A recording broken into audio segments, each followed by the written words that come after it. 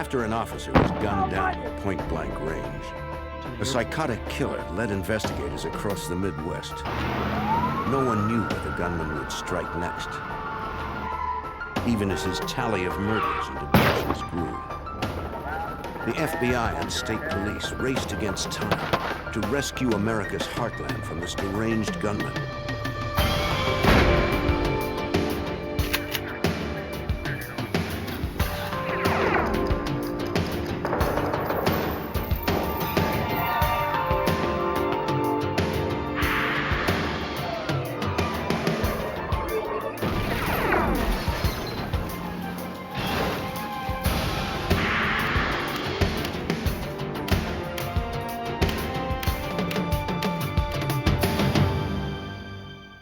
A small town without any crime was turned inside out by the arrival of one dangerous stranger.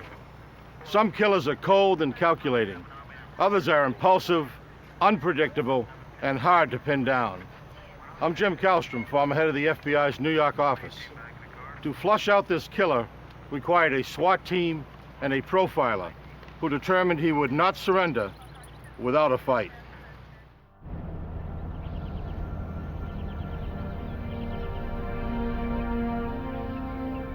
At 8 a.m. on Monday morning, September 22nd, 1986, a U.S. parole officer made his way to the home of a parolee in a lower middle-class neighborhood on the outskirts of Indianapolis, Indiana.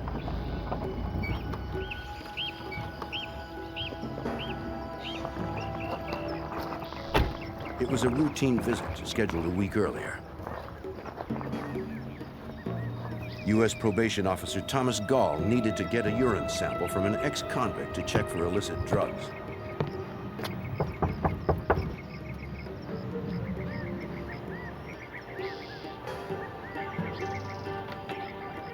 "40-year-old Michael Wayne Jackson had been released from federal prison 5 months earlier on weapons charges. He also had a history of substance abuse and severe paranoid schizophrenia.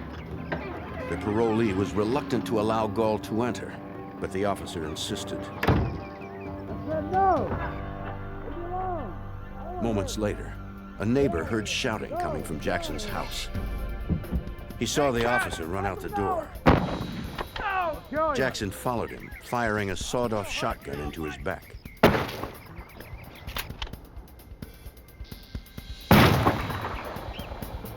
The final shot was at point-blank range. The neighbor called police as he watched to see what Jackson might do next. He told the 911 operator that the ex-convict re-emerged, still carrying the shotgun. But now he was wearing a dark trench coat and heading for his green pickup truck. Indianapolis police raced to the killer's home, hoping to catch him before he got far.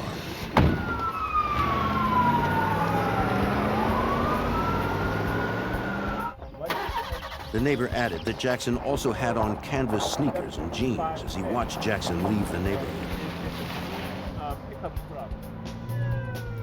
Jackson escaped before police could arrive.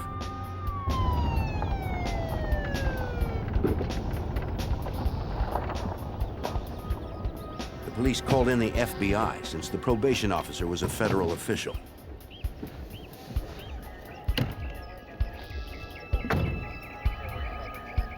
"39-year-old Thomas Gall had been killed instantly from the shot to his head." FBI Special Agent Jack Osborne of the Indianapolis field office was assigned the case.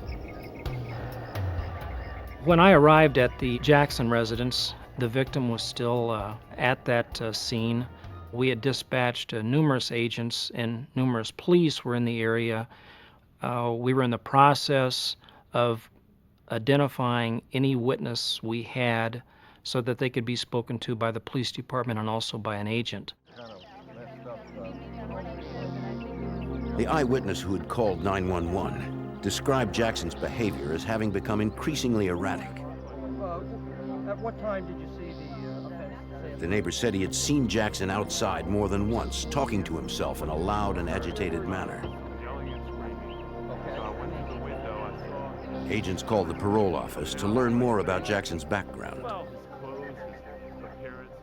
While he was in prison, The previous year, he had been diagnosed as paranoid schizophrenic with antisocial personality and was to check in through the Indianapolis mental health facility and receive monthly medication for that illness, and they were afraid that he was not taking his medication.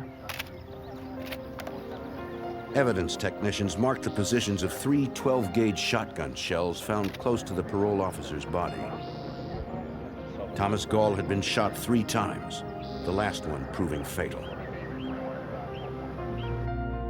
On the job for 11 years, the Vietnam veteran was the first federal parole officer killed in the line of duty. Thomas Gall left a young family and many friends. I knew Tom pretty well. I knew his family, knew of his wife, knew that he had 2 kids, knew that he had been in the Marine Corps, had spent a year in Vietnam. We had talked about that a little bit.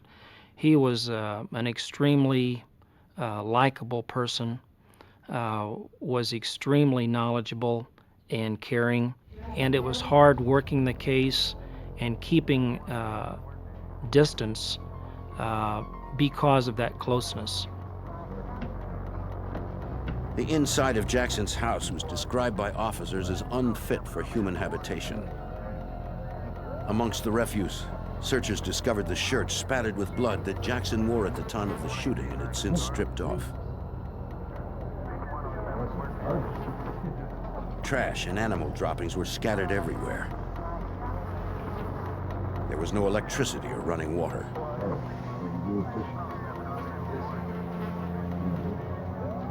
On a counter in the kitchen, investigators found a hacksaw. They also discovered a sawed-off stock and barrel of a shotgun, likely from the murder weapon Jackson was presumably still carrying. As investigators were processing the house, an alert came across the police radio. All right, we're on our way. 5 miles away, witnesses had reported another homicide. Just 20 minutes after the parole officer was shot, a second man had been killed at a convenience store by a shotgun blast, and a third man had been abducted.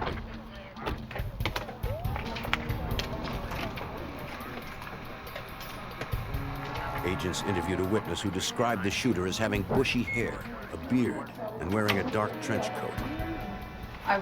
The woman added that the killer was wearing a bizarre disguise. Witnesses at the JB Market indicate as a subject enters that market, he's carrying a shotgun, but he's got something on his face. The witnesses believe that it's grease and probably some spray paint that is in his hair and his beard, which really was a strange look. Agents were convinced it was Jackson. The witness described that at 8:20 a.m., the armed man with a silver face burst inside demanding money. Don't anybody move! You! Get the hell out! You! Get back! You! Get behind there! Get the money out! Get the money! Come on, hurry up over there! Panicked, the owner struggled to open the register, but the gunman couldn't wait. Hey, fat boy, get out of here! Not wanting to leave empty-handed, the killer forced a bread delivery man to drive him from the scene in his bread truck.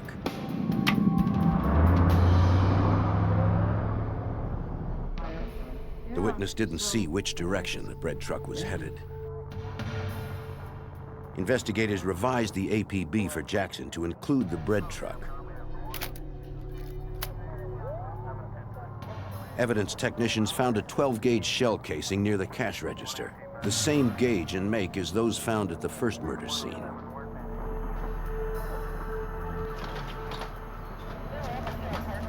Buckshot from the victim was later removed to compare to samples removed from the probation officer.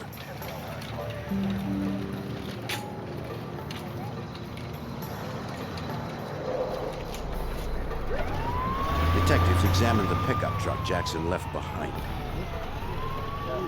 Inside, they found grease and a can of silver spray paint that was likely the source of Jackson's makeshift disguise.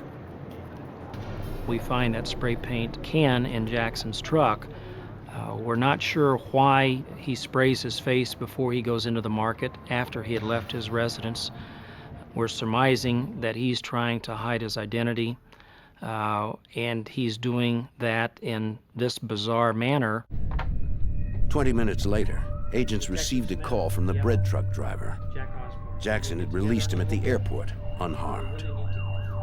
But the man told investigators the fugitive was still armed and on the move. Jackson has taken another vehicle from the airport, again at gunpoint, and he drove up through the Speedway, Indiana area, had failed to pay for $10.50 worth of gas at a Speedway Sunoco station, and he was in a vehicle that is described to us, and there was a female in that vehicle. Like the bread man, the woman was released shortly afterwards and called 911. But a second woman was not so lucky. At about 9 a.m., a young mother had returned to her suburban Indianapolis home following a shopping trip.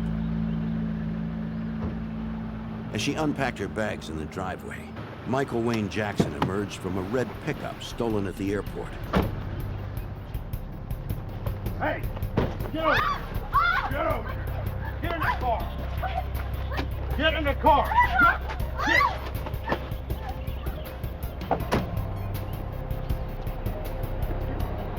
She was Jackson's third hostage in less than an hour.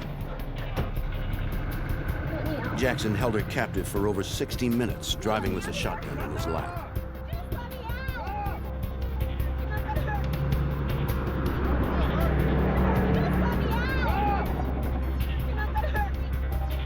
She begged him to let her go, but he refused. Shut your face! There was no reasoning with the crazed fugitive. She asked him about the disguise on his face, why his face was smeared with grease and oil and had paint on it, and he had no explanation for her, but did tell her that if she didn't comply with what he was telling her to do, that he would kill her. The woman realized she had few options. The car slowed. She jumped out. Jackson drove over her ankle, but she managed to roll free before she was injured further. The mother of one was treated at a local hospital for a broken ankle, where she reported the incident. She had escaped her kidnapper in Frankfort, Indiana, 40 miles northwest of Indianapolis. Once again, agents revised their APB. It now included her sedan, last seen traveling north from Frankfort.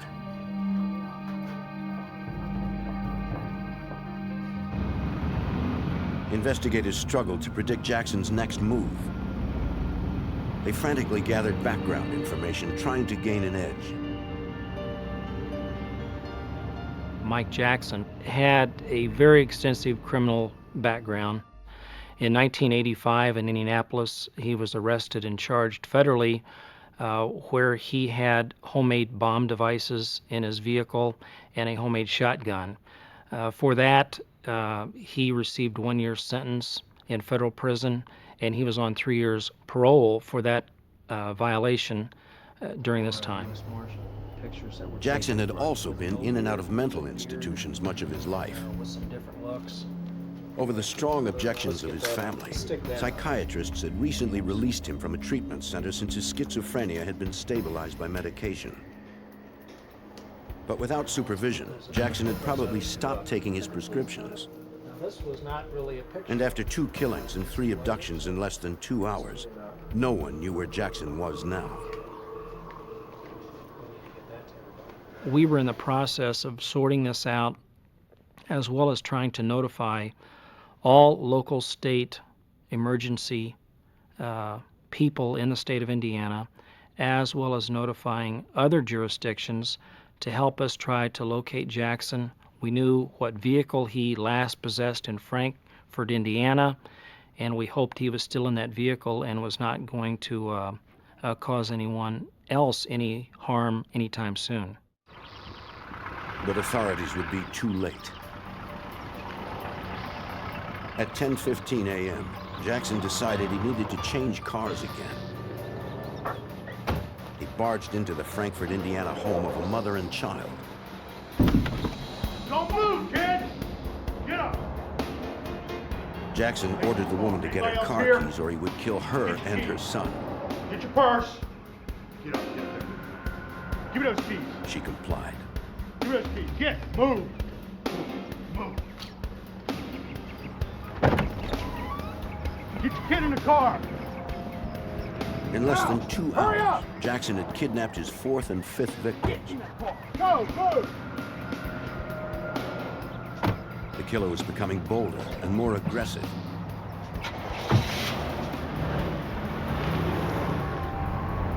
Agents had to somehow find a way to catch him before his latest victims wound up dead. By 10:30 a.m. on September 22nd, 1986, 40-year-old Michael Wayne Jackson had murdered his parole officer and a grocery store clerk, then carjacked 5 other people, all in less than 2.5 hours. The FBI and Indiana police believed the killer was traveling north from Indianapolis, but his exact whereabouts and destination remained unknown. Now, hurry up. Armed with a sawed-off shotgun and his face painted silver, Move. investigators believe Jackson was suffering from a psychotic episode after failing to take his medication. Let's straight work.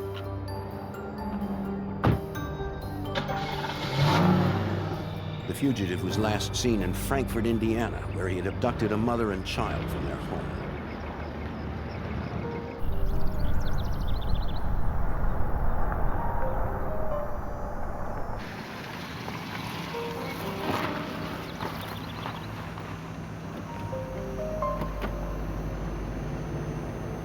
Get out of the car. No one knew what he might do next. Get out of the car. Get over here. Get over here. Jackson drove his latest victims to a desolate area 8 miles from their home. Get. Give me that ring. He stole the woman's wedding rings, then ordered them to the side of the road. Move it. Move it. Move it. Don't you go anywhere.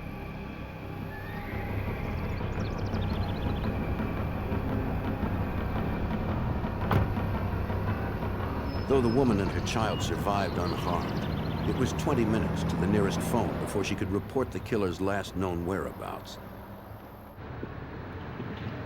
At the FBI office in Indianapolis, 3 hours after Jackson's crime spree had begun, Special Agent Jack Osborne issued a federal murder warrant for the fugitive. But with so little information on his exact location, it would be difficult to prevent Jackson from striking again. Up northwest of Indianapolis at Frankfort. So that's our last spot.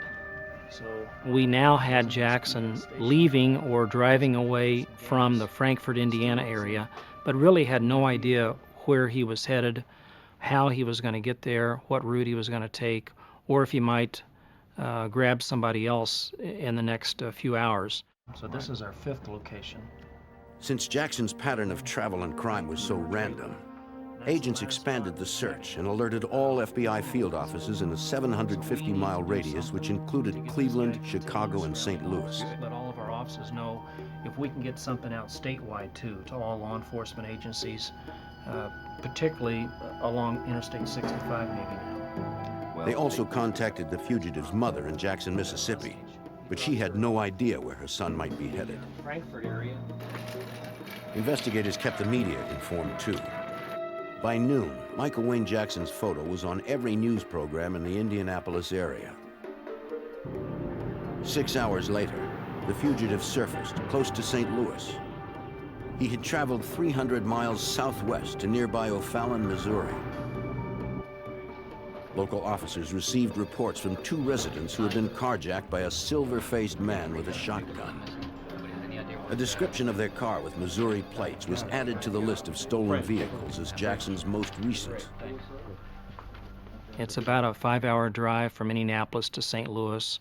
So in the early evening of Monday, the 22nd of September, local and state law enforcement in Missouri, after they had received our APBs, are notifying the police department and our office that they believed Jackson to be in that area because he had attempted a kidnapping and a vehicle theft of a couple different people in that area.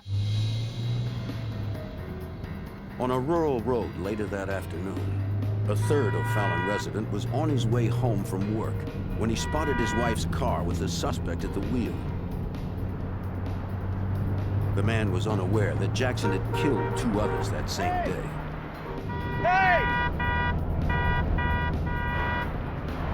The silver-faced man with bushy hair and a beard refused to stop. As the cars approached an intersection, the killer drew his weapon.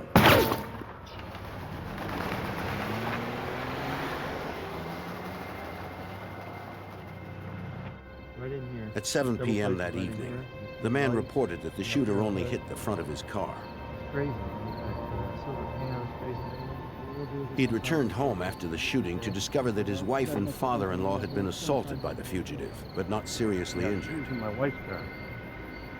Authorities now added the stolen blue sedan and its license plate to the APB for Jackson. It was the 7th vehicle carjacked in less than 12 hours. We were glad to hear, I think, that we knew where he was. We were glad to hear that he hadn't harmed anyone else, and that we knew now that he had a different vehicle, and that the St. Louis authorities, both federal, local, and state, were in the process of trying to get him located and stopped without getting anyone else hurt. Yet despite the all-points bulletin, Jackson was nowhere to be found.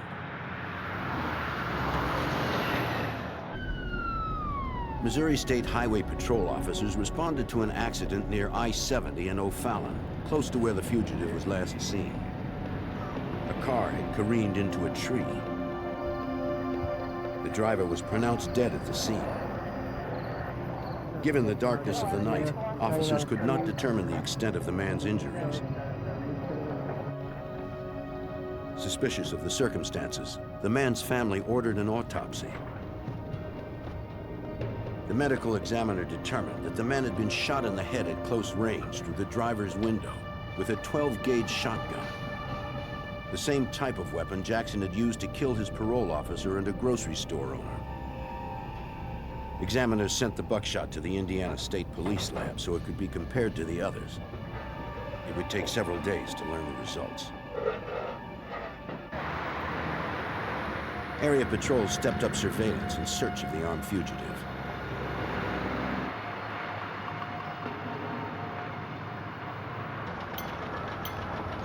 "10 miles away at around 7:30 p.m., a dark sedan with Texas plates pulled into a Wentzville, Missouri gas station.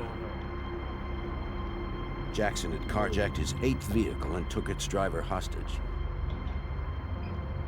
The attendant was unaware of the manhunt and didn't know what to make of the man with the silver face. $10, please. When the fugitive paid for the gas, the attendant noticed a shotgun in his lap and blood on his hands. Thank you.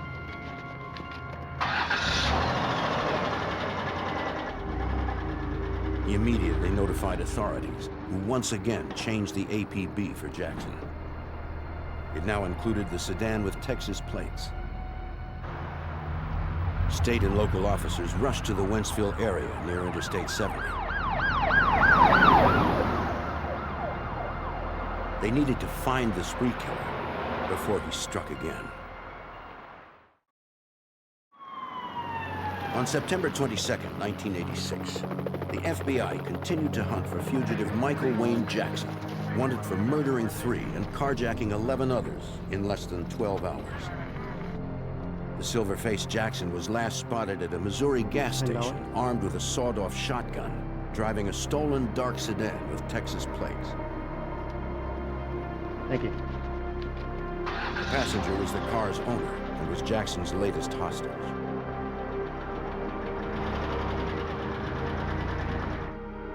It was impossible for authorities to know where Jackson might be headed, since his behavior had been so erratic after he stopped taking his antipsychotic medication.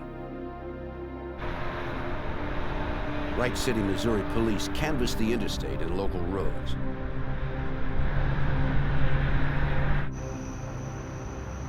At 9:15 p.m., Jackson was spotted alone in the stolen sedan by the town's police chief and his sergeant.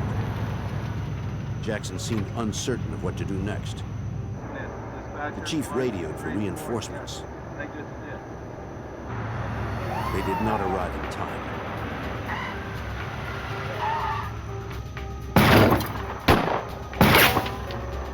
The sergeant was struck in the head.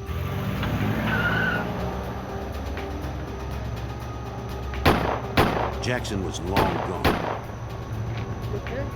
Yes, you all right? Sure. The sergeant's injury was minor, so the chief gave chase, leaving him with a concerned witness.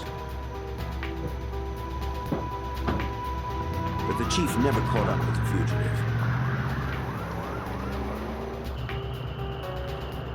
5 miles away, a pair of Missouri State Highway Patrol officers sighted the stolen sedan, abandoned on an interstate median.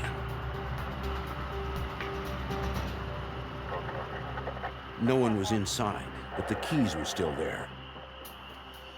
Officers then heard banging from within the trunk. Cover me.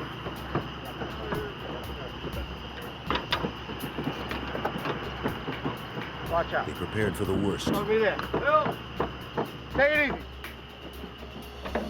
Right there. Hold. Push. Stay still. All right. Hold.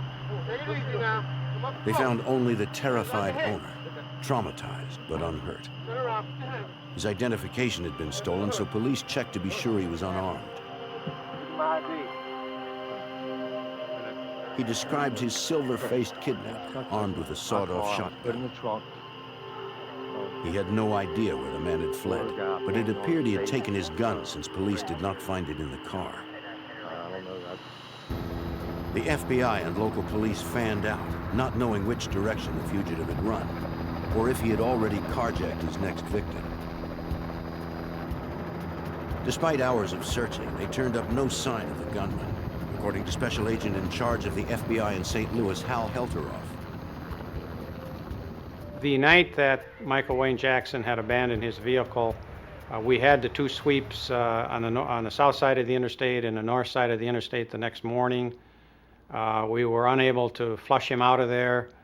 Then I determined that this was going to be a longer manhunt than I had expected. And at that point, I ordered in more FBI agents. State and federal agents examined Jackson's last stolen vehicle. They noted the driver's side door had been pierced during the shootout with police. Since they did not find the slug, it appeared likely that Jackson had been hit in the ribs. The fact that Jackson fled the vehicle moments later could account for the lack of blood on the seat. One theory was that he was injured and maybe went south of the interstate and laid down somewhere and either couldn't get up due to being injured or died. A central command post was established in Wright City to coordinate the search efforts. The vehicle that was taken there was recovered in O'Fallon, Missouri. The area around the interstate encompassed thousands of acres of farmland and woods. O'Fallon. You have a description on that car? To contain it would require hundreds of personnel, vehicles, and 24-hour roadblocks. What you're going to try to do is For Missouri State Patrol Sergeant Don Bazzelli, no one would be safe until Jackson was found. you all have roadblocks? Okay. Information that we obtained from the Bureau about the background on Jackson made us more concerned for the safety of the citizens in Wright City and for the safety of our officers. He hadn't hesitated to shoot before, and he had already killed a law enforcement officer, the probation officer, and there was nothing to let us to believe that he'd stop.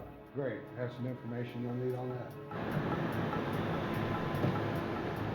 Authorities established a perimeter around Wright City, extending 5 miles in every direction. Residents in the town of 1200 awoke to find their community saturated with law enforcement, searching for an armed and unstable killer. With a homicide rate of 0 and little criminal activity of any kind, citizens were frightened. They were forced to lock their doors for the first time, and many kept their children home from school. We had to start alerting the community that we had a suspect in the area that was very dangerous, and asked the people to keep us informed if they saw anybody matching Jackson's description. And it didn't take long for the word to get around, of course, in that small community, because our greatest fear was that he would take someone hostage. The sprawling countryside was divided into mile-wide sectors. Search teams consisted of bloodhounds, SWAT members, FBI agents, and state police. Photos were distributed to searchers, and samples of Jackson's clothing were provided to the dogs to learn the killer's scent. Hundreds of occupied and abandoned buildings dotted the landscape. All would have to be searched. Over the next several days, many locations were explored more than once. It was a tedious and time-consuming process. Bloodhounds, known for their large jowls and long ears which stir minute scents towards their perceptive noses, found few signs of Jackson. At one building, searchers came across an abandoned campsite. But it appeared the cookware and old raincoat had been left behind by an itinerant laborer during the harvest season. Despite a week of searching, the teams found no evidence of Jackson's whereabouts. We tried not to get frustrated. We tried to keep the morale up, saying today's the day, we're going to find him. It's the type of case that your troops are out there and they expect any minute that they're going to get a sighting on him, so that in itself just keeps you going. Media did their part to keep the public informed. While the FBI and State Highway Patrol maintained 24-hour checkpoints on the 27 miles of roadways into and out of the Wright City area, they stopped each car that came through.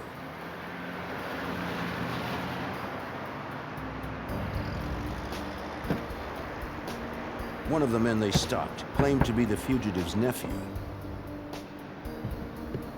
He said he had heard about the search and he wanted to help. He told them his uncle could survive on his own in the woods, and that it was possible that Jackson could be wearing body armor since he owned some. Okay. This might explain how Jackson survived a policeman's bullet that had likely hit his ribs. We determined that from the use of dogs, we had tracking dogs and we had cadaver dogs come in, that we could not come up with a dead body. Therefore, I was leaning toward the fact that he was still alive and well. Area farmers tried to maintain some semblance of normalcy, though remaining vigilant. A week into the manhunt, one woman spotted the bearded fugitive in his dark trench coat carrying a shotgun.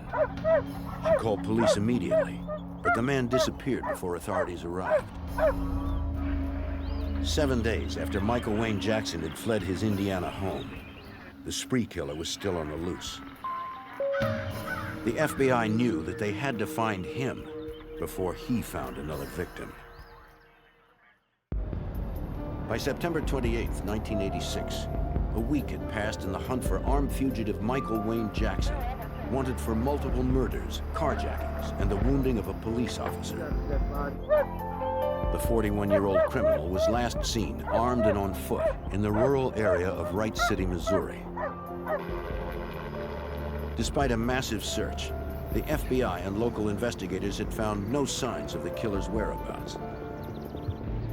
The FBI considered the possibility that Jackson had stolen another car and somehow escaped the area.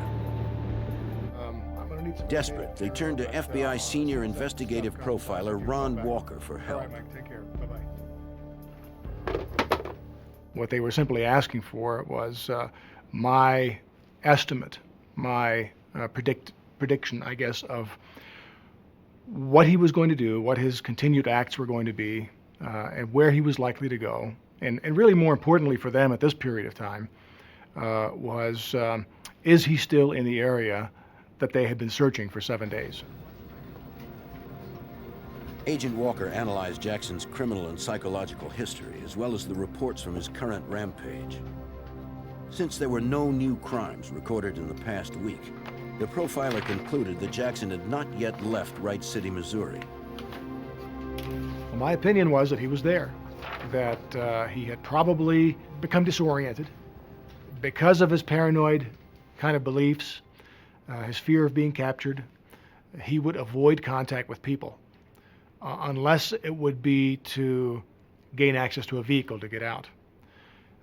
And for that reason, I told him it was very important to maintain a very high profile, a high level of obvious police activity, because you don't want him to have the opportunity to think that he can get a way out by carjacking someone and getting a car and driving out of the area.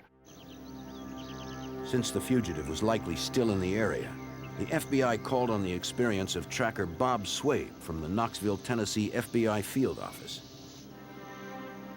Swabe is best known for finding Martin Luther King Jr.'s assassin, James Earl Ray, after Ray's escape from a Tennessee prison in 1976. Agents hoped the renowned tracker could locate Jackson based on the minute signs he was trained to read.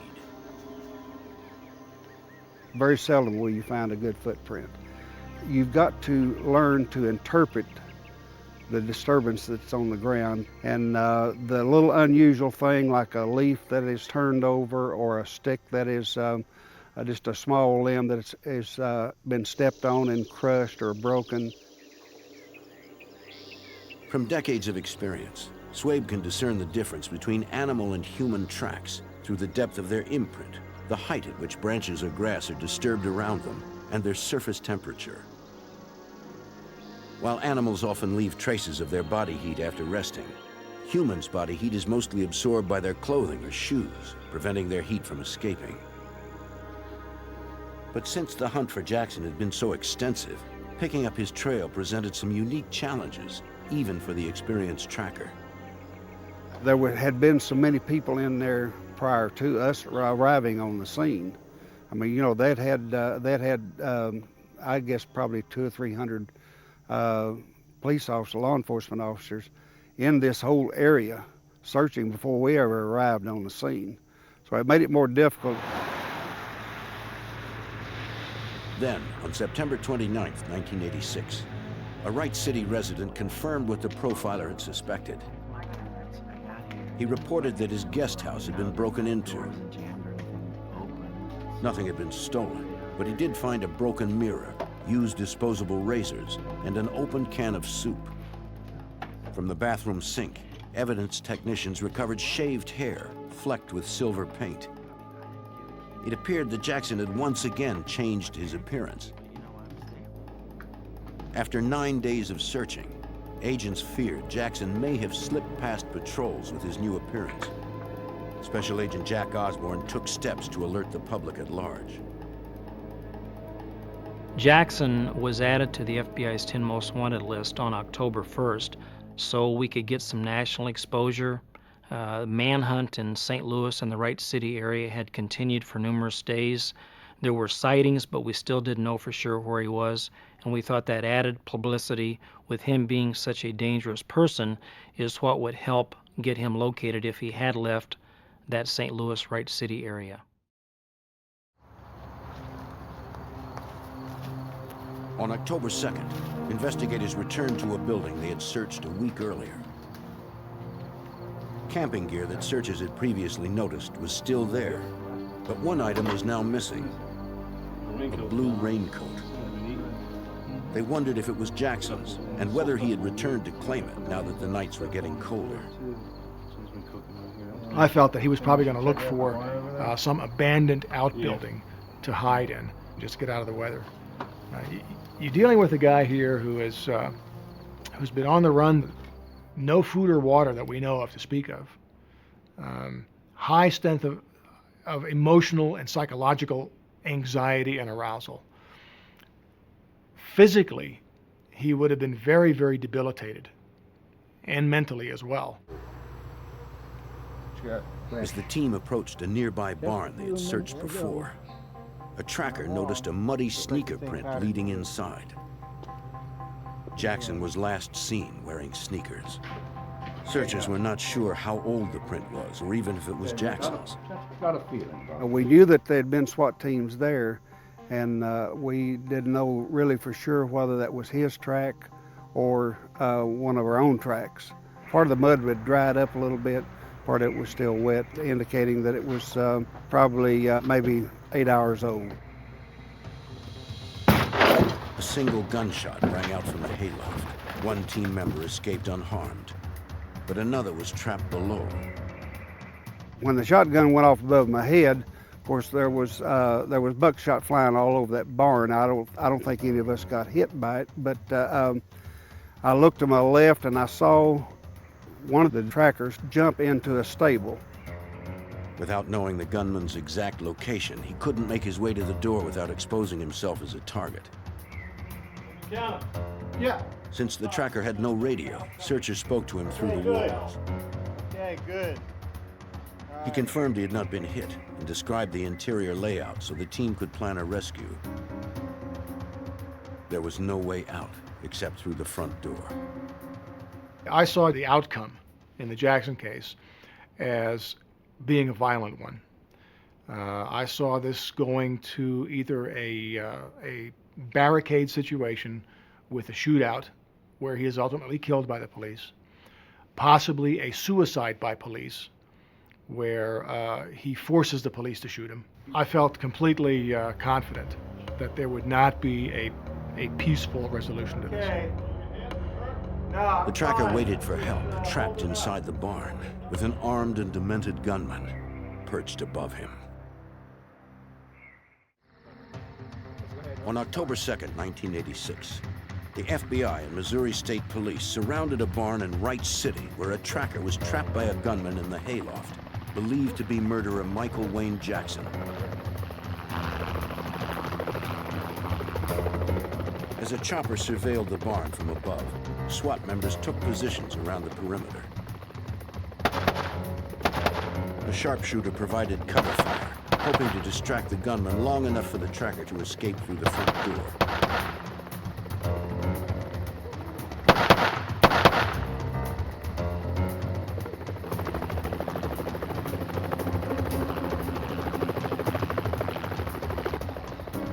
The tactic worked. Although the tracker had been inside for several hours following the single shotgun blast from the loft, he never saw nor heard the shooter after that. FBI Special Agent in Charge Hal Helterhoff was left with some tough decisions as he managed the standoff.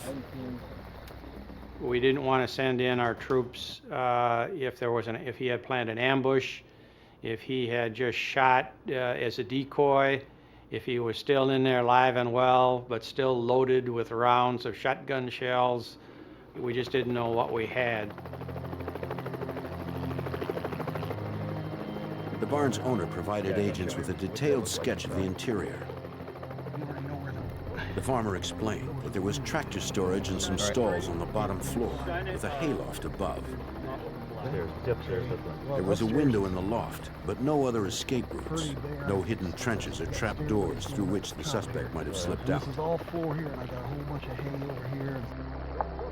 Michael Wayne Jackson. Agents attempted to make contact with the fugitive. Come out with your hands on your head, and you will not be hurt. They received no answer. And after working so hard all those days, we didn't want to make an incorrect move and have one of our agents or officers or troopers injured at the last minute when it was unnecessary. So it was a very, very disciplined, well-organized effort. The special agent in charge hoped tear gas would flush the shooter out.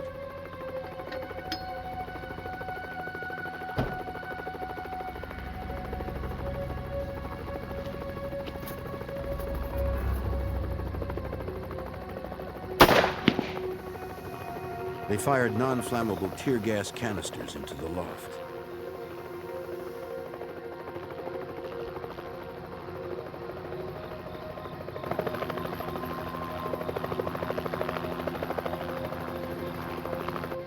There was still no movement. It's so dark, and we were trying to determine Should we have our tactical move, our assault? Should we wait till the next morning or wait till dawn where it's daylight? Again, we went 11 days. What's a few more hours when we know whoever's in there is trapped? And we had weather advisement that a violent storm was going to be moving in around midnight. So the state police and I decided, let's go now.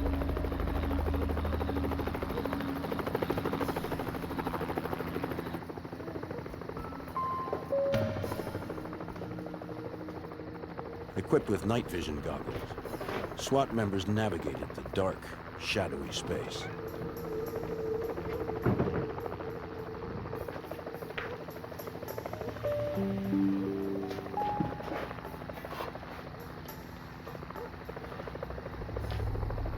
A pair of agents provided cover while their partners searched the lower level.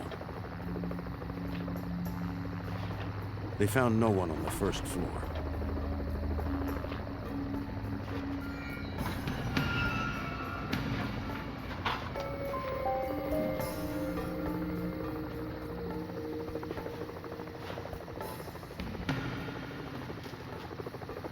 They had no way to know if the killer was lying in wait, or if he was still there at all.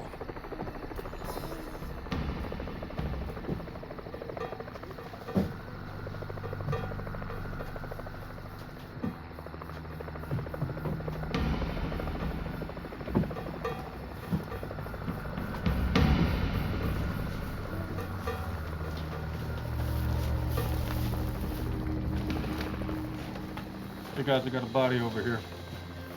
They had their answer soon enough.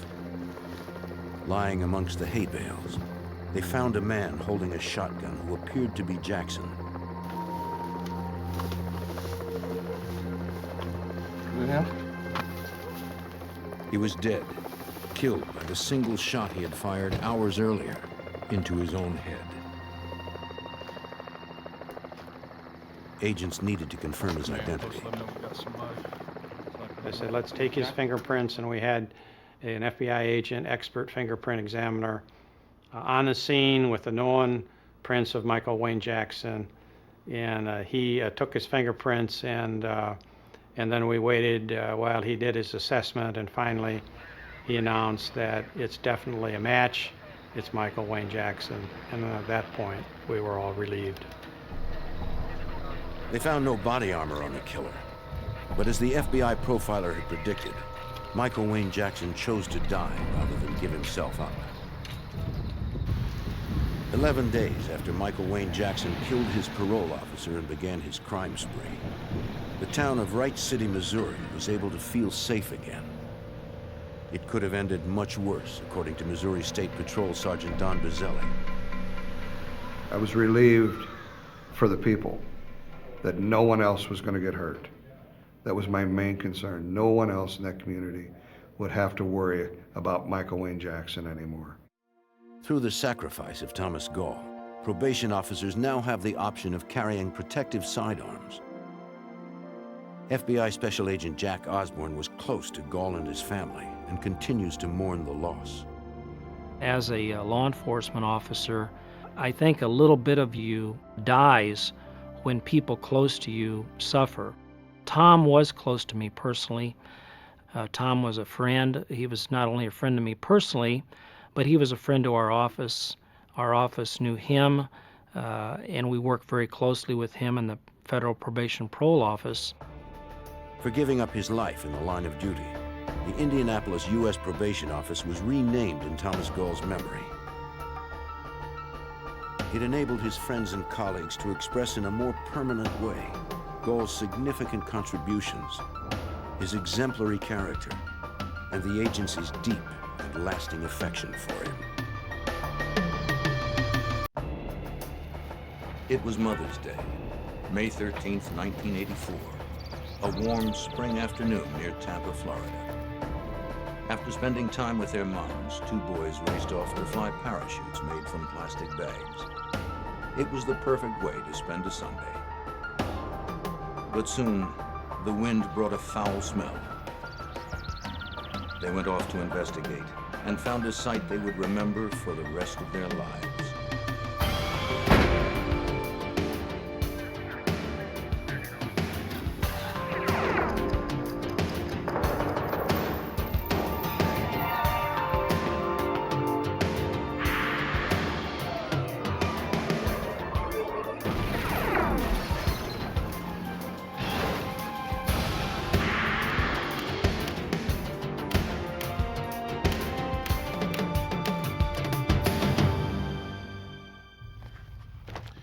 In 1984 in South Florida, a rapist and murderer was on the loose.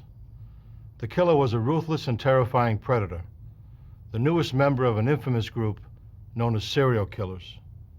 He kills just for the sake of it. And though his acts at first seem random, his choice of victims is fiercely selective. A woman's occupation, or even her hairstyle, may be enough to make her a target. It takes time, at least 2 kills, before the pattern emerges. I'm Jim Kallstrom, former director of the FBI's New York office. The serial killer's world is a delicate balance. On one side is the threat of capture. On the other is his overwhelming need to publicize his crime. Our job is to use everything at our disposal to tip the balance in our favor.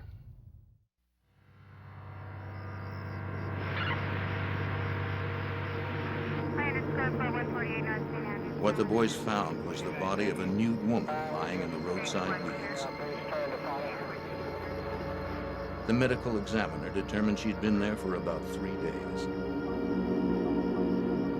Her wrists were bound behind her back, and a rope with a trailing extension was tied around her neck like a leash. Bruises, blisters, and insects covered her body. But it was the position of the corpse that told detectives this was not a typical murder case. Major Gary Terry, then Lieutenant Terry, had just been appointed head of the Hillsborough County Major Crimes Unit when he got the call. But the unique thing about the body to me was the fact that her legs were spread about 5 foot, 5 foot 1 inches apart from heel to heel. A scene that I'll never forget and a scene that I've never seen before.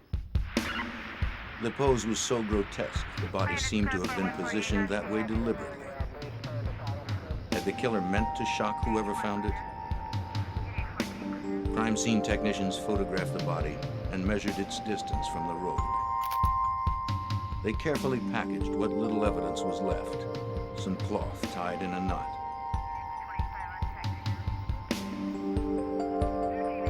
Detective Pops Baker of the Hillsborough County Sheriff's Department also found tire tracks.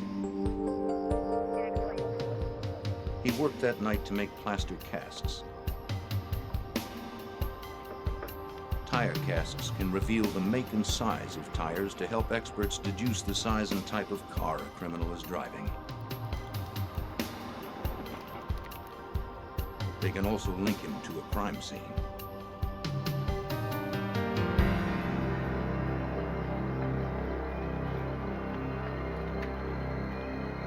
Meanwhile, the body was brought to the medical examiner's office with the ligatures in place for him to study and photograph.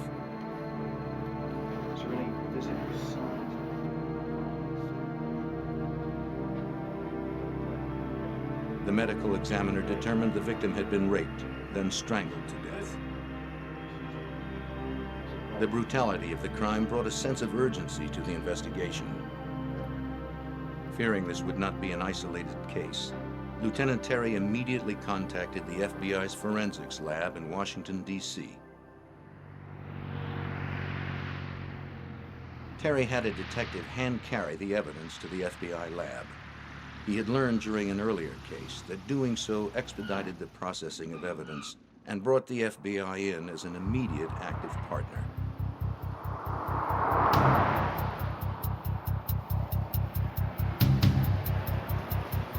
The FBI lab is one of the foremost forensics laboratories in the country.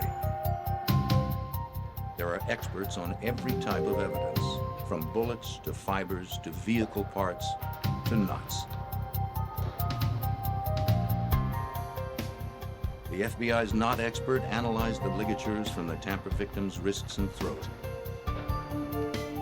They had been removed intact in hopes they'd tie the killer to his deed. They might also say something about his past. Specialized knots might reveal that he had been a merchant marine or in the military.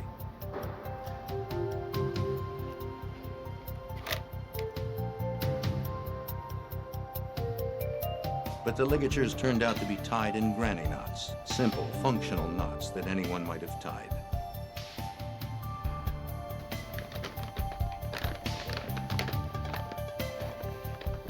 An FBI fiber expert analyzed the fabric found near the body.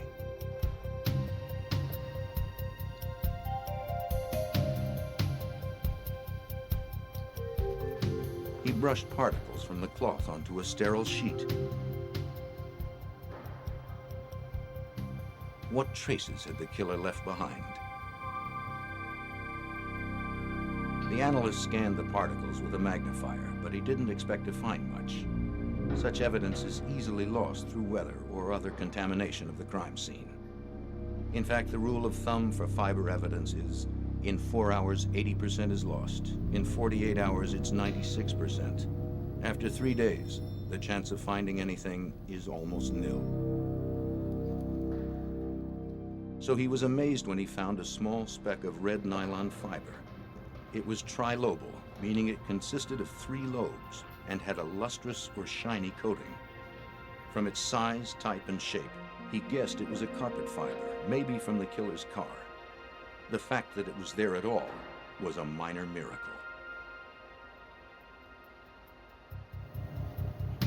The analyst from the FBI lab told the Hillsborough detectives to keep the discovery secret. If this were a serial killer, publicizing fiber evidence could make him change his pattern or his vehicle, so he'd be harder to find.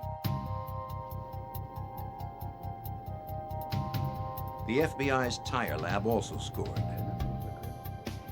From the tire casts, they determined the tires were of 2 different brands. All were well worn and mounted reversed, with the black walls facing out. An irregularity like that could be powerful, incriminating evidence.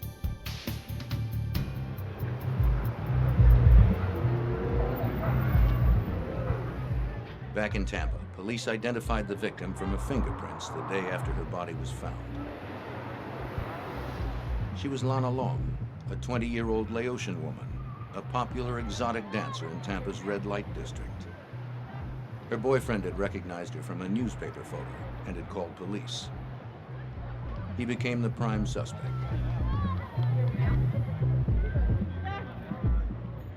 Officers questioned the girls on the strip but received no information implicating the boyfriend or anyone else. They were stumped. Okay, I'll meet you up here at the tape. Then, just 2 weeks later, the calm of another holiday weekend was broken. On Memorial Day Sunday, Detective Pops Baker and Lieutenant Gary Terry of the Hillsborough County Sheriff's Office were called to a second murder scene, again in an isolated rural area off an interstate.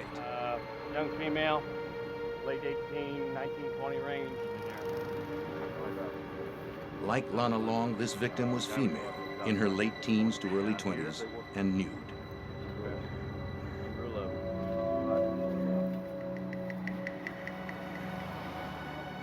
She was also bound at the hands and throat and had a knot at her neck with a leash-like extension. But this knot was different. It was a hangman-style noose. I can remember driving all the way to the crime scene and saying to myself, please don't let this victim be bound. In 1984, we very rarely had homicide victims bound. That's the first thing I asked the officer protecting the crime scene when I drove up. Is she bound? And he said, yes, sir, she is. So we've gone from very rarely having victims bound to 2 within 2 weeks. So we knew we had a problem. This woman had not been dead long. She's still warm. Because the crime scene was fresher than the last, more evidence remained. Detectives found a man's olive green t-shirt and some strands of hair, which they determined were not the victim's. Hanging from a bush a few feet away from the woman's head were her white pantyhose and white jumpsuit, both covered with blood. From the brutality of her wounds, detectives knew she had fought for her life, and that it had been a savage struggle. She had been raped, strangled, beaten, and her throat had been cut almost from ear to ear. The medical examiner reported 3 causes of death: asphyxiation, head injuries, and a lacerated throat.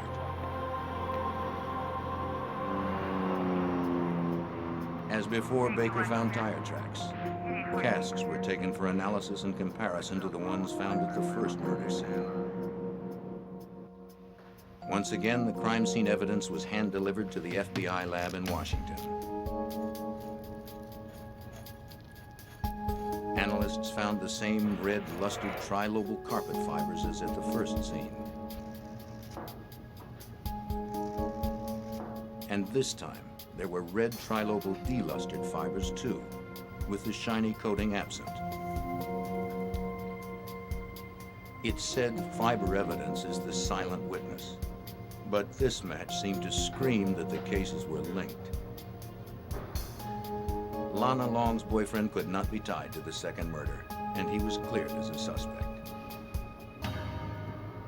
The items found at the scene also provided other clues. The green t-shirt was a size large, suggesting a person of medium build and chest size. The head hairs were medium brown, from a male Caucasian. These two pieces of information began a physical evidence profile, which are shared with other law enforcement agencies.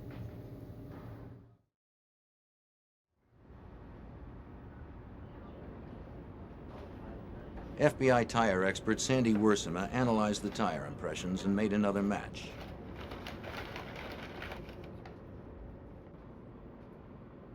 The tracks were the same as those from the first murder scene. Now she knew the position of each tire on the car and that they were mounted on a mid-sized vehicle. The advantage of having a cast over the photograph is that I can actually pick the cast up, I can light it from different angles and different directions, and hopefully if there are any cuts or nicks or rocks that are caught in the tire, I'll be able to see that in the cast. But perhaps the best clue came from what she didn't know. She knew two of the tires with a common Goodyear Viva brand, but a third wasn't on the FBI's extensive reference list. One of the tire impressions they could not identify from their files. But what they did was gave us the name of a tire expert, a manufacturer out in Akron, Ohio. And we actually flew a detective, Corporal Baker flew out there personally with the tire impressions, met with the old salts out there at the tire factory, and they actually were able to identify that tire for us, and that was the Vogue tire. And in 1984 was a handmade tire that comes as standard equipment on Cadillacs. We had never even seen a tire like that before. Back here over to the left. I'll walk back here. You got the Police were told that if they found the car with that tire, mounted black walls out, it would be as positive an ID as a fingerprint. Analysis of the victim's knife wound revealed that the killer had a knife with a 3-inch blade.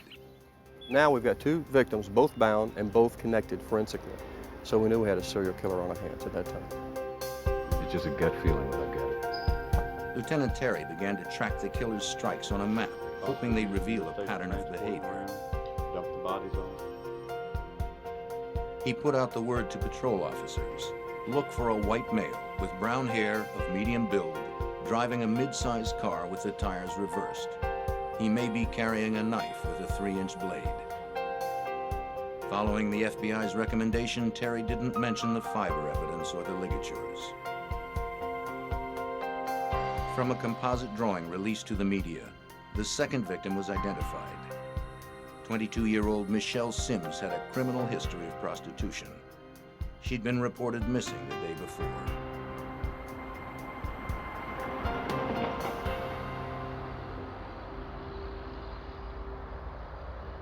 A key member of the Hillsborough County investigative team was Detective Randy Latimer.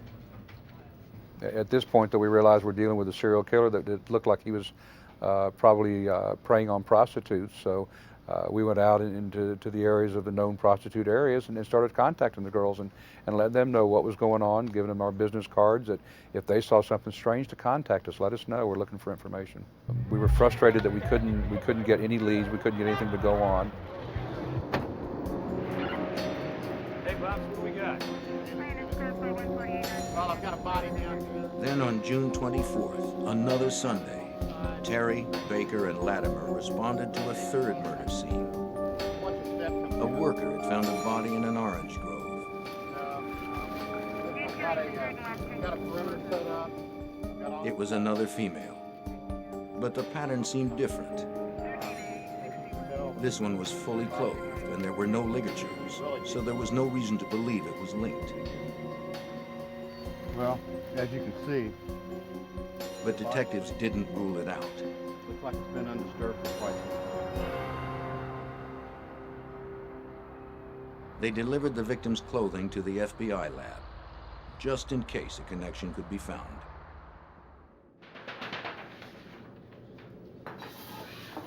This time, the fiber expert they had worked with before was not available, and someone else was assigned. He wasn't asked to compare the new evidence to the old, so he didn't.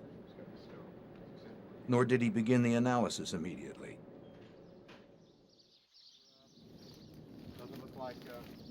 The body was so badly decomposed it only weighed 25 pounds, including clothes.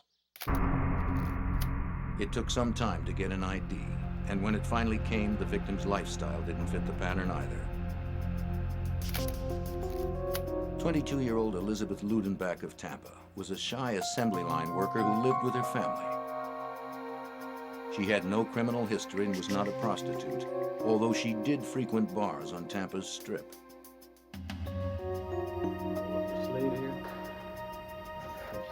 A note in Elizabeth's room said to find her boyfriend if anything happened to her. So detectives ordered a polygraph test. I'm going to ask you a series of questions, and you just need to answer yes or no to those questions. Do you understand? Yeah.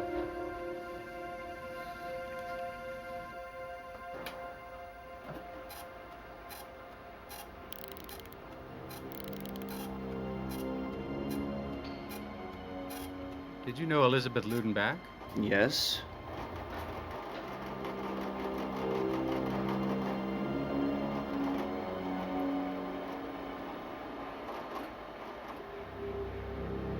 Did you have a relationship with Elizabeth Ludenbach?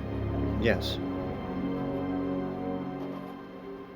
Did you ever harm Elizabeth Ludenbach? No.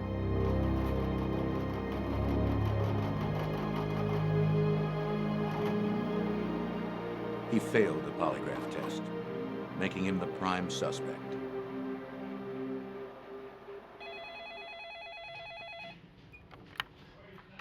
It wasn't until mid-September, 3 months after the discovery of Elizabeth's body in the orange grove, that the results came in.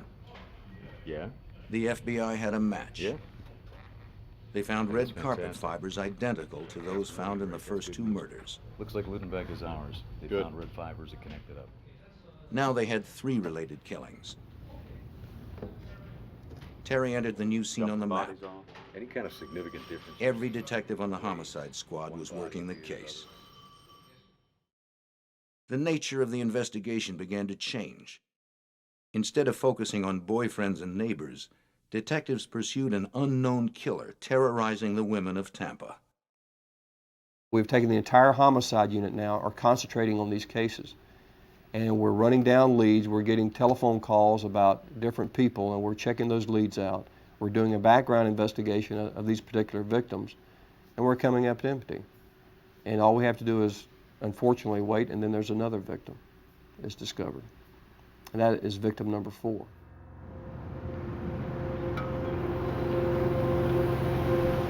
After a lull of more than 3 months, the calm of yet another Sunday was shattered. On October 7th, a worker found a body near the entrance to the K-Bar Ranch in northern Hillsborough County. This time, Detective Steve Cribb was assigned to help process the scene.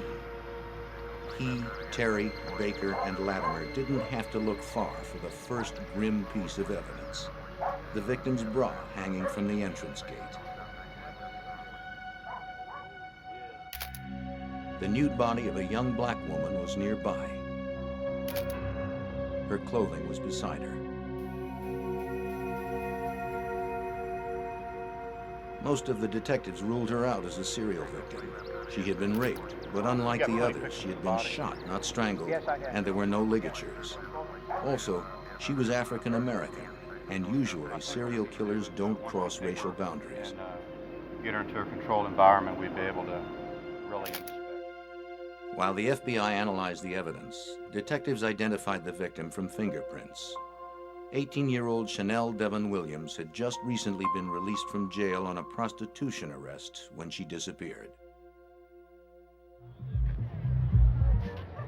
She was last seen working the red light district along Nebraska Avenue with a friend, another prostitute, a few days before. She had been dead about 6 days.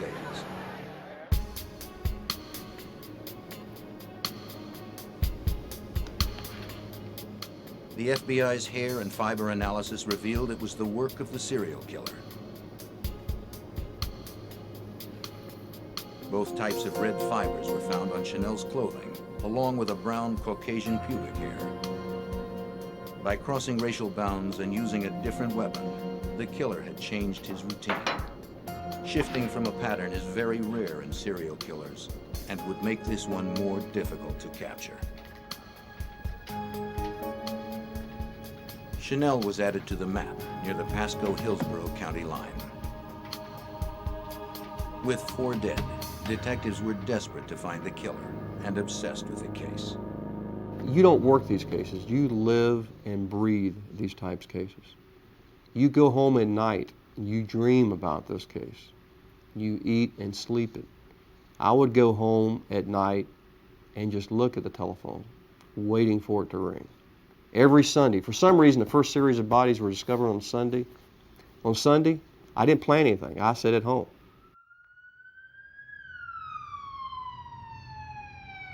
Indeed, the Sunday after Chanel's body turned up, Terry, Baker, Latimer, and Cribb were called to another murder scene. This one was near Lake Thanodasassa, northeast of Tampa. A couple of amateur archaeologists had uncovered a morbid find. At the side of the road was a woman's body, wrapped in a gold-colored bedspread, tied with a blue jogging suit. I'll take him. We need to take him. Inside, her lower legs and ankles were bound with common white string.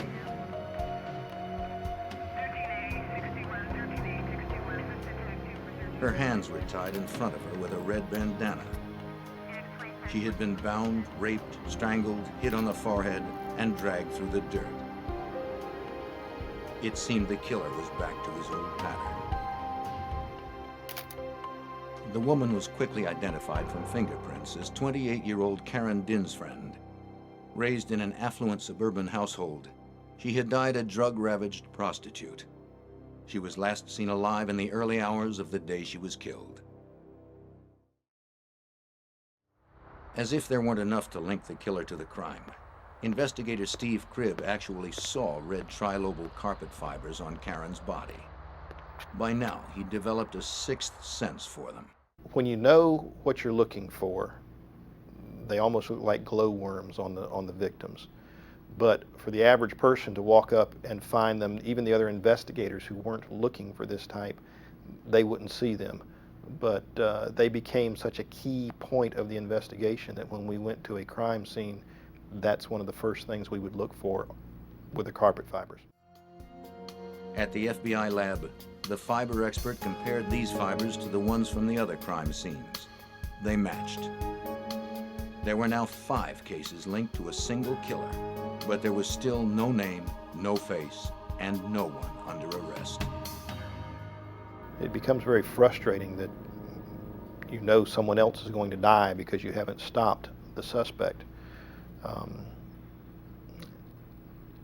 You have enough information to know that he's doing it, but not enough information to pick him out of the crowd if he were to bump into you walking down the mall. Because you have to remember, in this series of cases, our concern is if we don't stop this guy, if we don't find him today, he's going to kill somebody tomorrow or the next day. And when in fact he did. 2 weeks later, on Halloween, another victim emerged. A contractor digging a ditch found the mummified remains of a woman's body.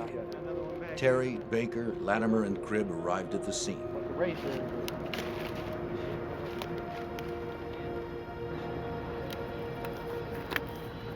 The medical examiner estimated the body had been there for about a month.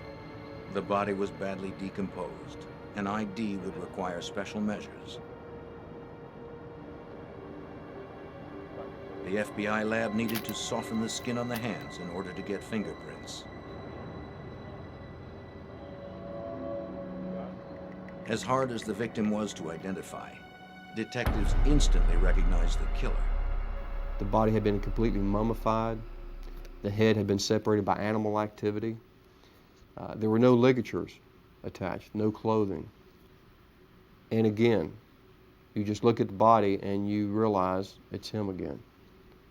You just have that feeling by now of the crime scenes, of seeing body after body after body, that it should be the same killer. And in fact, it was.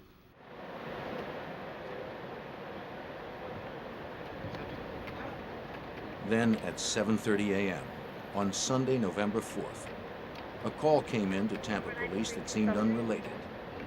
A man reported his daughter had been abducted and raped. 17-year-old Lisa McVeigh was leaving work at a Krispy Kreme donut shop on her bicycle. It was around 2:30 a.m. A man snatched her off her bike, threw her into his car, and drove off.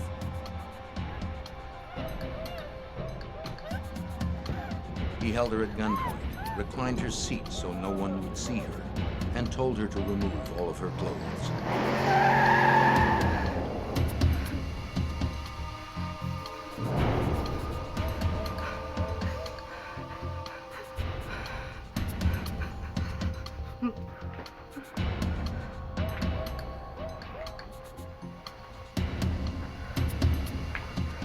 He took her to his apartment, bound and gagged.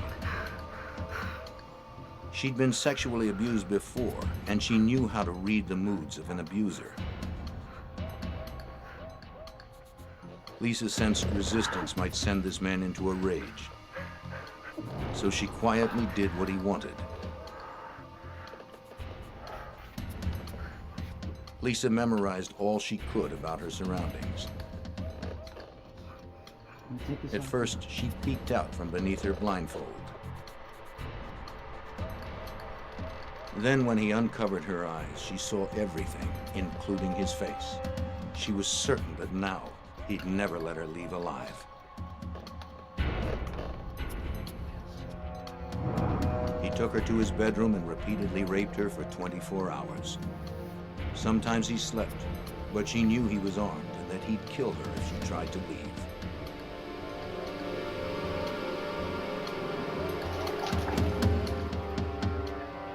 After a full day of captivity, the man told Lisa to take a shower. Then he gave her some clothes and made her a sandwich. To her amazement, he said he would take her home.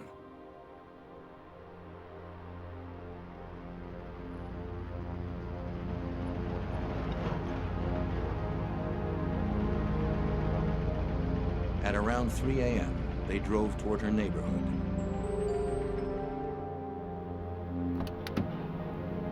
On the way, he stopped at a 24-hour teller machine to withdraw money to get gas.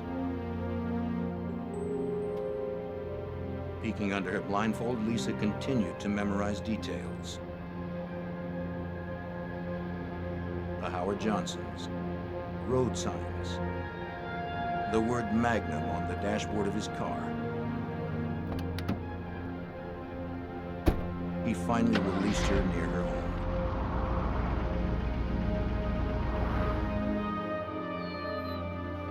After Lisa's adoptive father reported the abduction, she was interviewed by Tampa police officers. I want to ask you everything that happened the night when you left work, and I'm going to record you. They were amazed by her almost total recall and fierce resolve to catch the rapist. Well, I always leave work about 12 o'clock. I got on my bike. Although Lisa had not been killed, there were many similarities to the Hillsborough cases.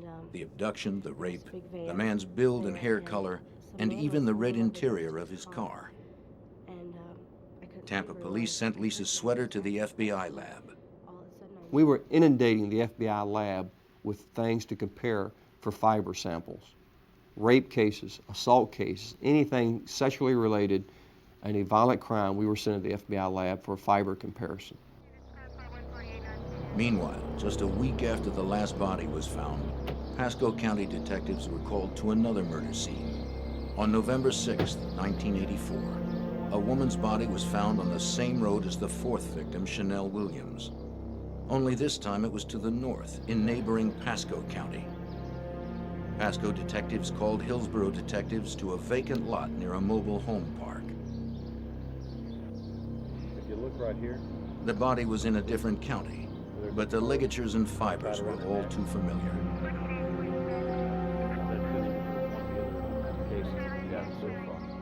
Although the body had decomposed to mainly bones, the telltale leash was still attached around the neck. A little bit of shoelace right around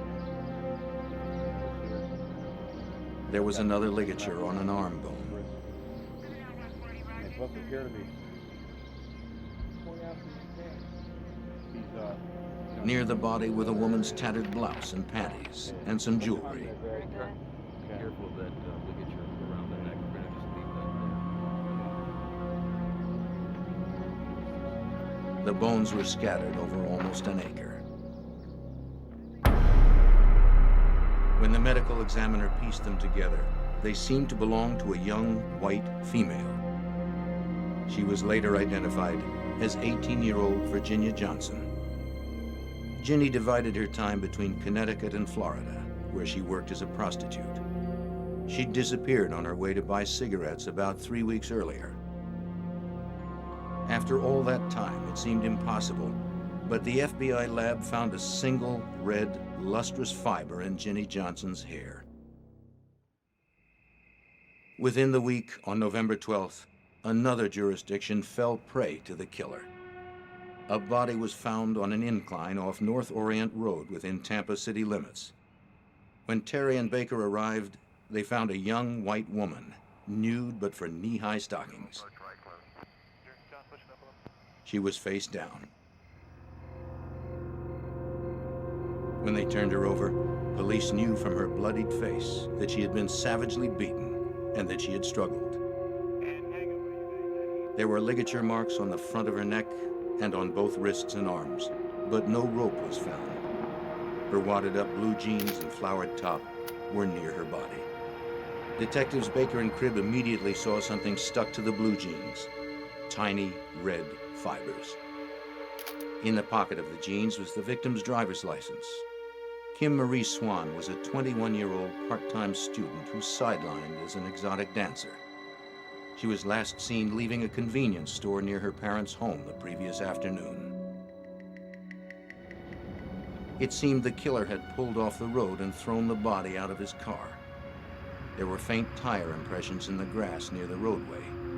They would match the casts made earlier. The killer was picking up the pace of his killings, and the body count stood at 8. Terry and Baker were desperate. They drove to Atlanta to meet with a detective who helped crack the case of Wayne Williams, a serial killer believed to be responsible for 27 murders. Because something we didn't really want to share publicly in 1984, what do you do when you're 10 bodies, 15, or 20 bodies down, and you don't have the suspect in custody? What do you do? We were sitting down in their office discovering, and during the course of that conversation, the telephone rang. And the telephone call was from the FBI in Washington. And the FBI lab says we have just had a match on a piece of fiber evidence submitted from a rape case. And I was blindfolded. That case turned out to be the abduction and rape of Lisa McVeigh only a week earlier. Tampa police had rushed Lisa's clothing to the FBI lab, and experts there had found matching red trilobal carpet fibers on her sweater. It was the break they'd been waiting for. I want to play it. Terry flew back to Tampa immediately. He formed a task force of officers from the Hillsborough and Pasco County Sheriff's Office, the Florida Department of Law Enforcement, and the FBI, along with the Tampa police detectives already working the rape case. Then he divided them into teams, each with a different assignment. They initiated a massive manhunt. Patrol cars fanned out across North Tampa. They were looking for the killer's apartment and his red Dodge Magnum. The information from Lisa McVeigh was their roadmap.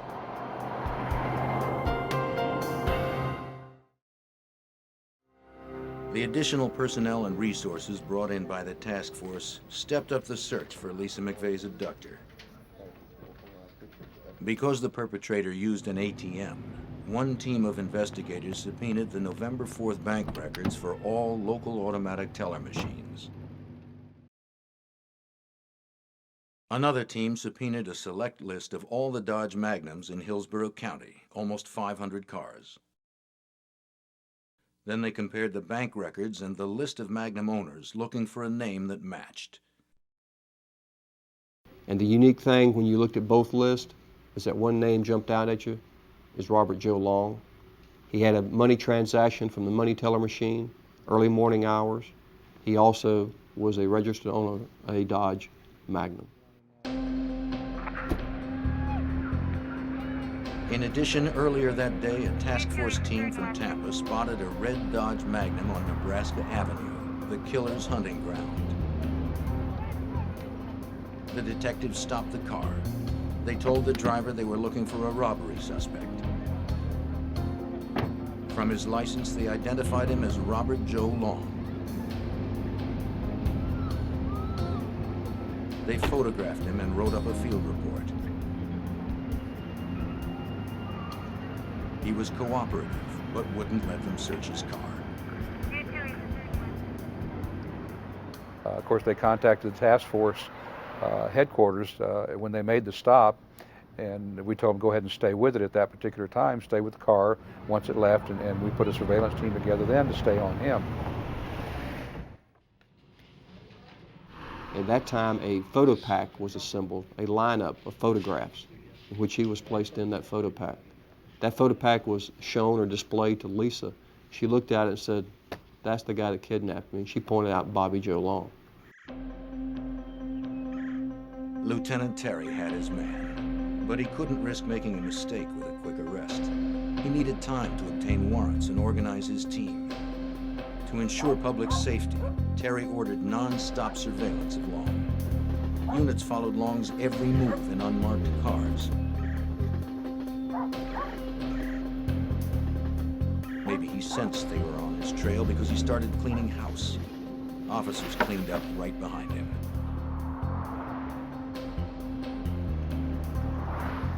Even when he vacuumed his car, police seized the vacuum. They retrieved everything Long thought he was destroying.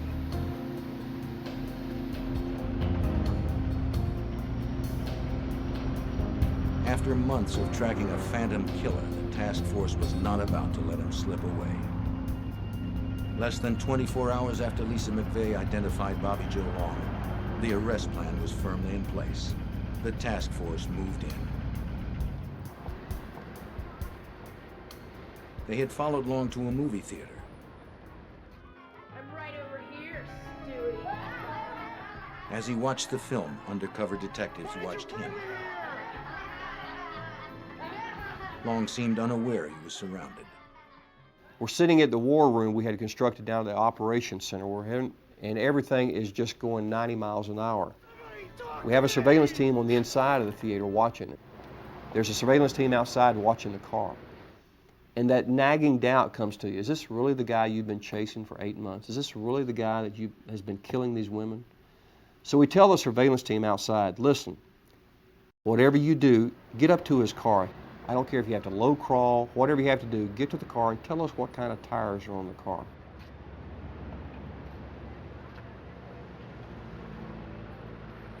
And the surveillance team came back and said, hey, there's Goodyear Viva tires on the car. They're all Blackwall. And he said, there's some oddball tire here named Vig, Vogue, something like that on the car. As soon as he said that, we knew. When we pulled up and saw the car, saw the tire, the Vogue tire that had been described from one of our tire impressions, when we saw the seat that revolved, that laid back, the red carpet fiber, there wasn't a doubt in our mind that we had the right suspect. Terry gave the order to arrest. Detectives followed Long as he left the theater. He was never out of their sight.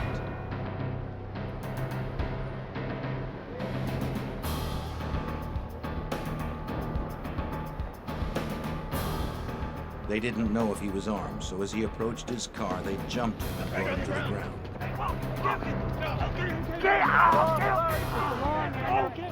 He didn't resist.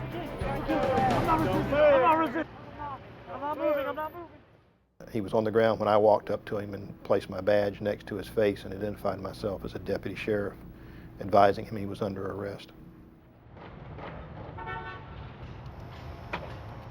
They took Long's car to the Hillsborough County Sheriff's Office garage.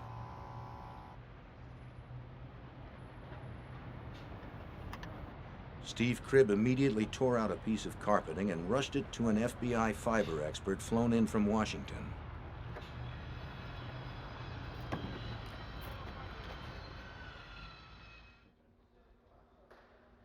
Statement from you? All right.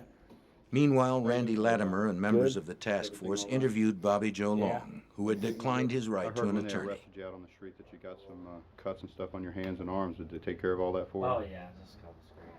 Okay. You thirsty? They were well prepared, having consulted the behavioral science unit at the FBI Academy on how to conduct the interview. Detective Price?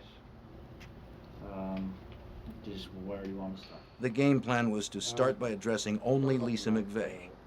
Long confessed immediately. Well, I went down there and parked my car. After he admitted to the rape and abduction of Lisa McVeigh, we talked about why he let her go and what went through his mind and what went on. I rolled into questioning him about prostitutes. Have you ever picked up any prostitutes? He told me he had in Miami. I asked him about here. And he said, well, he might have. Then they began talking to him about the murders. He initially denied it, committing any of the murders. As the interview continued, the FBI fiber expert examined the carpet from Long's car. He compared this sample to the others.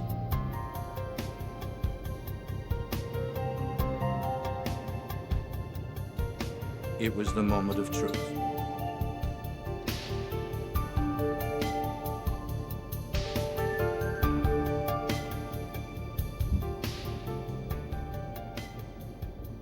As soon as they put them on the comparison microscope, the FBI agent called back and said, bingo, it's a match.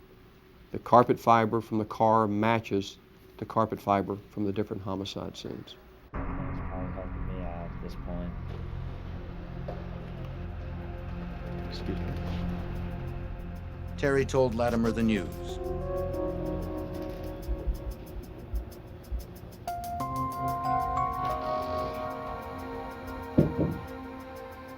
Then Latimer explained it to Long. I mean, we just got information. He told him about the fibers and their significance, and about Long's brown head hair found at the crime scene, and the Vogue tire.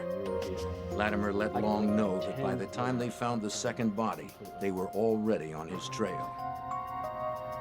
What can I say? The evidence was overwhelming.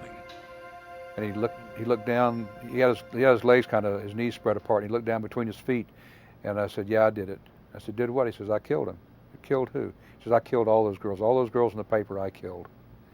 And then we just started going through them one by one after that. But then it just became more and more, you know. Long described each murder in a taped confession. The interview lasted 5.5 hours. Bobby Long showed no emotion, no remorse. It was just an everyday conversation like you and I are having here. At the end, I don't remember if it was myself or Bob Price had asked him why he did it. And he said that was his secret and he was going to take it to the grave with him.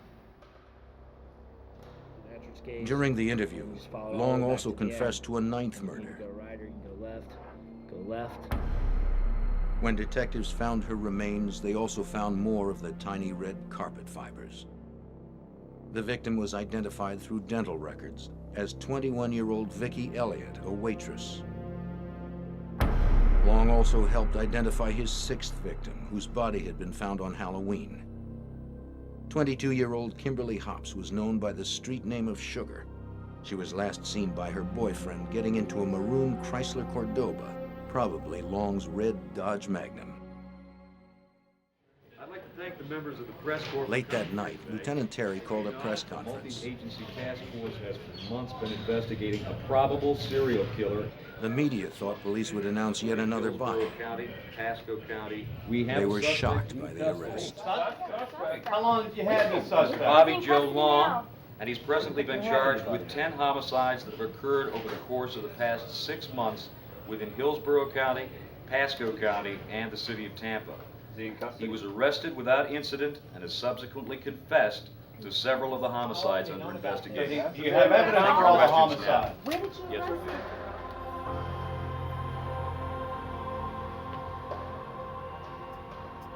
Open 5. In the coming days, Hillsborough detectives learned they weren't the only ones tracking Long. Task Force member Charles Troy, a Pasco County detective, stumbled upon the truth. He realized that Long fit the description of a man who had raped a Pasco woman months ago.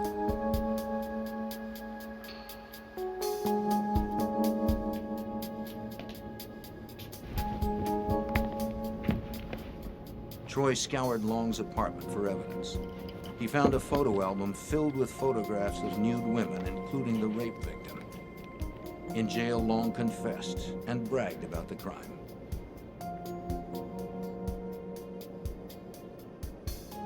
Detectives had also found clothing and jewelry from Long's other victims.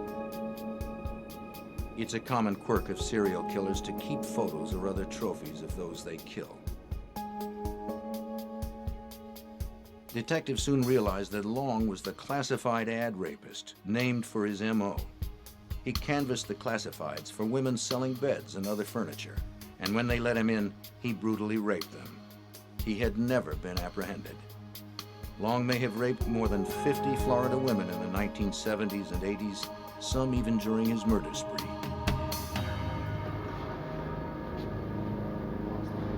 Now with Long finally in jail, detectives reflected on lessons learned.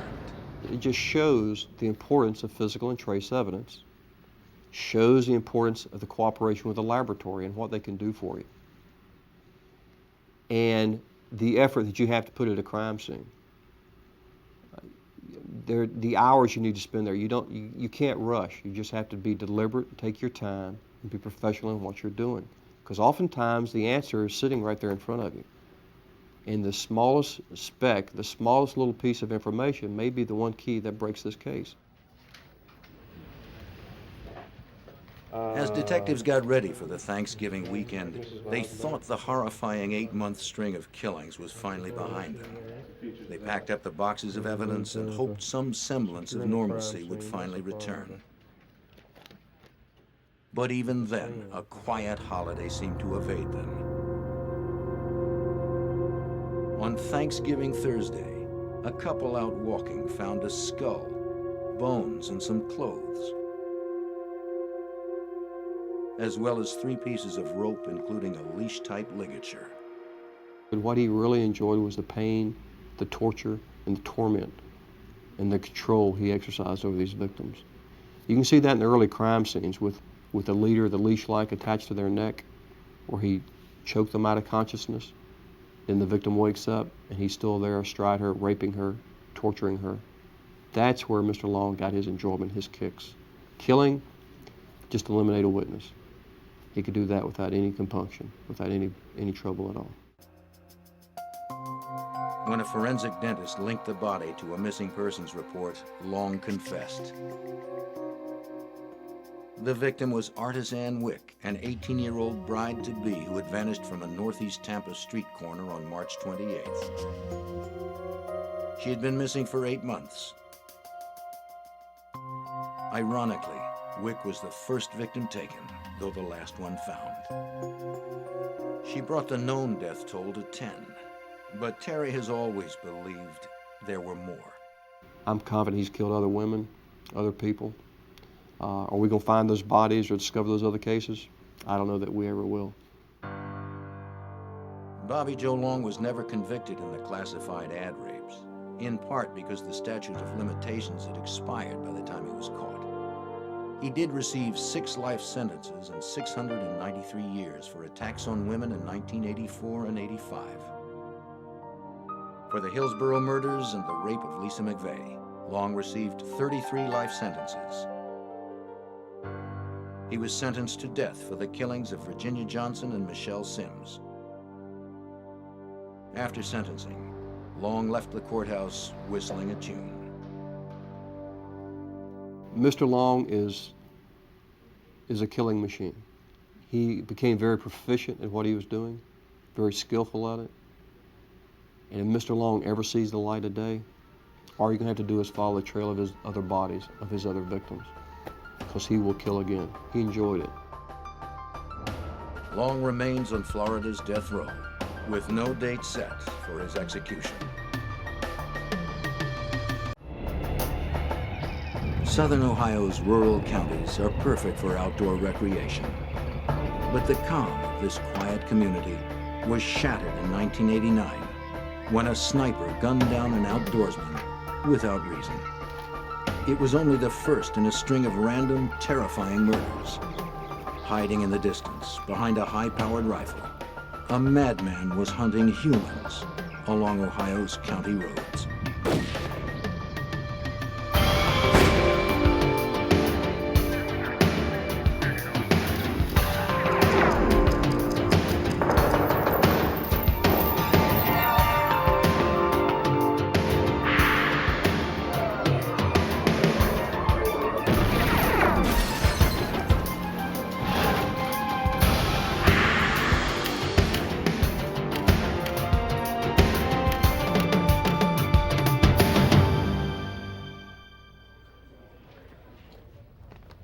Starting in the spring of 1989, a madman prowled the woods and fields of rural Ohio. He was a hunter. A high-powered rifle was his weapon of choice. Joggers and fishermen were his quarry. The hunter roamed far, struck at random, and left no clues. He was as elusive as he was lethal.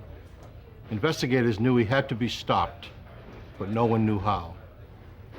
I'm Jim Kallstrom, former director of the FBI's New York office. Most murderers have a connection to their victims and a motive for their crime, but not a serial killer. His victims are randomly chosen to fulfill an uncontrollable need to kill. Often he leads an ordinary life, his family and friends unaware of his homicidal passions. But serial killers establish profiles, as distinct as fingerprints, and when a match is made, it is only a matter of time before they are caught. The rural counties of southern Ohio are hilly, rocky, and wide open. A quiet place for coal miners, factory workers, and farmers. The kind of place where people leave doors unlocked and where violent crime is almost unheard of.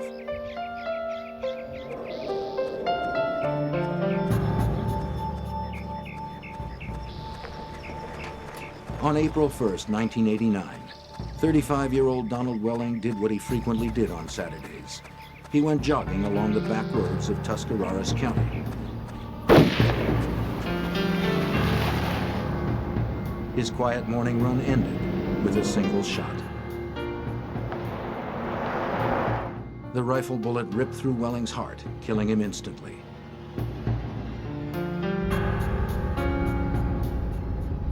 Local authorities could find no motive and not a shred of evidence.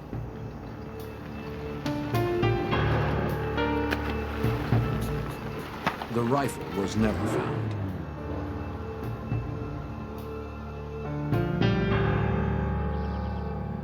November 10th, 1990, another Saturday morning, 19 months later. 21-year-old Jamie Paxton of Bannock, Ohio, rose early to go bow hunting. Leaving his crossbow in the car, he took a walk through the tall grass off State Route 9. Paxton was alone and unarmed. He didn't notice the red pickup truck that stopped a short distance away.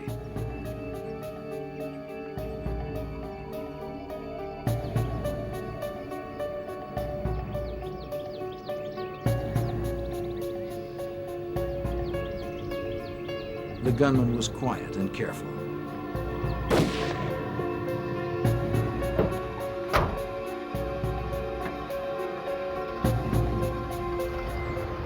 Jamie Paxton was shot 3 times by a high-powered rifle. There were no witnesses.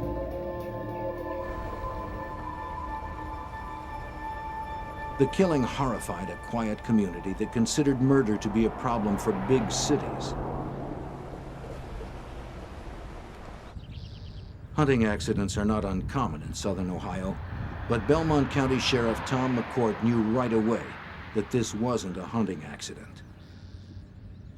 When we saw more than one wound, we knew that it could not be an accident. That an accidental death, hunting accident, is called a one-shot. Plus, we saw it was a bullet wound instead of something from an arrow, and gun season was not in yet. Sheriff Tom McCourt's jurisdiction is large geographically, but the community is closely knit. There, people work hard, and everyone seems to know everyone. McCourt even knew Jamie Paxton. What he didn't know was who killed him. The gunman had left no clues. We checked the area for spent, empty cartridge cases, for tire tracks, for anything in that area of where we thought the shot came from. We also checked the area around the body looking for the spent projectiles that had passed through the body. We even took metal detectors in looking for the projectiles. At that time, we were unable to find anything. We're going to run over there by the marina and see. After interviewing Jamie Paxton's friends, family, and acquaintances, they were unable to find anyone with a motive to kill him. Everyone in the area knew Jamie Paxton. No one that we knew of or was able, even to this day, have ever found anyone who disliked the young man. Sheriff McCourt had an apparently random killing of a popular young man with no history of trouble. They interviewed Fred and everything. A seemingly unsolvable murder with no physical evidence and no witnesses. Not even a plausible theory about what happened. I think that's about it. After her son's death, Jean Paxton's grief impelled her to action. She began composing letters to a local paper, the Martins Ferry Times Leader, designed to draw out the killer. There was just every time I would sit down to write a letter, I would say a prayer. And I would say, please God, just give me the words to get to the person that killed my son.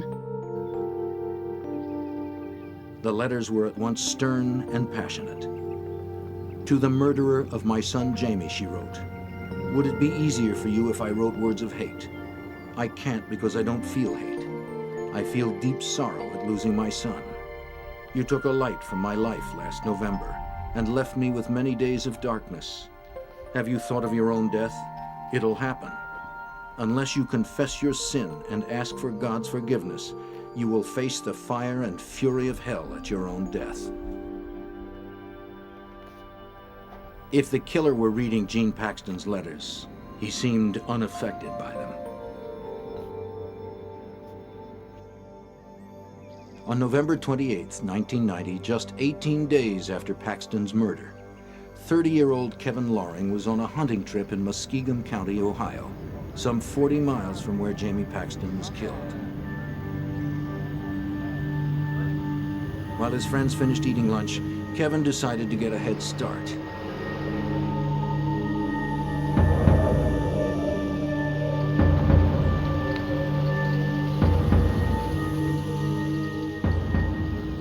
Walking across a field in search of game, Loring himself became prey, unknowingly moving into the sights of the gunman.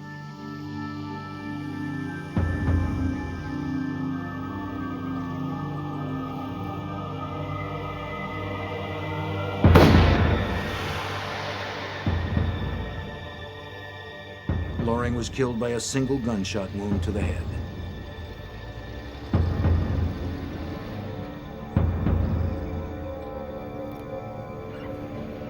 The killer had taken care to commit his murders in different counties to slow an investigation that would have to take place over hundreds of rural miles. The result? Investigators in Muskingum County were unaware of the other sniper victims in nearby counties. They decided that Loring's death was probably a hunting accident. Jean Paxton never gave up. She kept writing throughout 1991, determined to draw out Jamie's killer. And I always felt if I could get my letters into the hands of the person that killed my son, I felt that I could get a response from them. She turned out to be right. I am the murderer of Jamie Paxton, the typewritten letter read. Jamie Paxton was a complete stranger to me. I never saw him before in my life, and he never said a word to me that Saturday. Paxton was killed because of an irresistible compulsion that has taken over my life. I knew when I left my house that day that someone would die by my hand. I just didn't know who or where. I'm an average-looking person with a family, a job, and home, just like yourself. Something in my head causes me to turn into a merciless killer with no conscience. The letter arrived at the Martins Ferry Times-Leader a few days before the one-year anniversary of Jamie's death. The letter described the Paxton murder in chilling detail. I was very drunk, and a voice in my head said, "Do it." I stopped my car behind Jamie's and got out.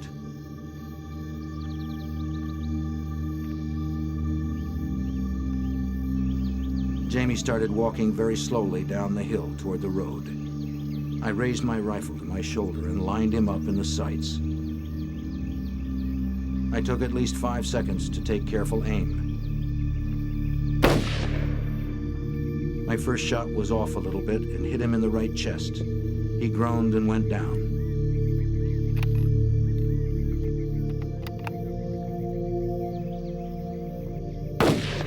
I wanted to make sure he was finished, so I fired a second shot aimed halfway between his hip and shoulder while he was prone on the ground. I jerked the shot and hit him in the knee. He never moved again. 5 minutes after I shot Paxton, I was drinking a beer and had blacked out all thoughts of what I had just done out of my mind.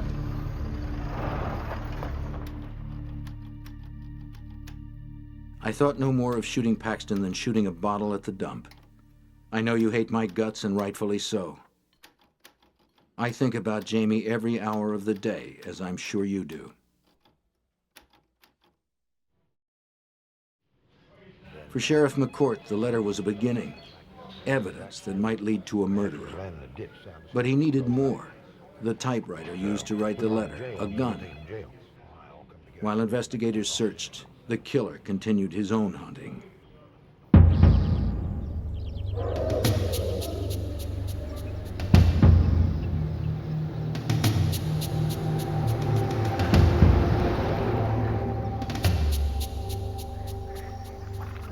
Saturday, March 14th, 1992.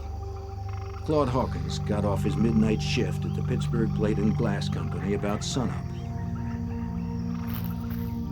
It was a good time to fish, and Hawkins went straight to a favorite spot on the river below Wills Creek Dam.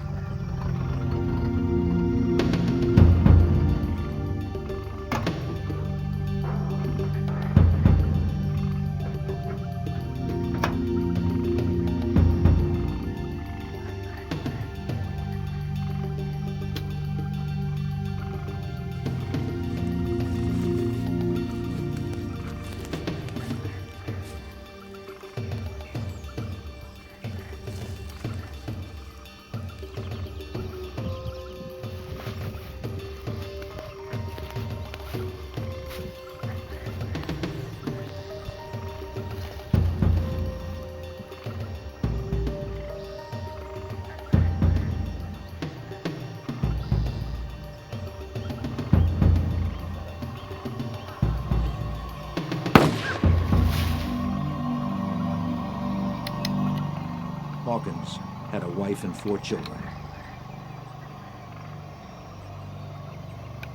Another outdoorsman had been killed while alone, but this one took place on federal property.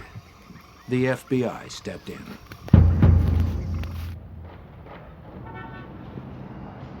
The FBI joined the hunt for the roadside sniper who just killed his latest victim on federal property.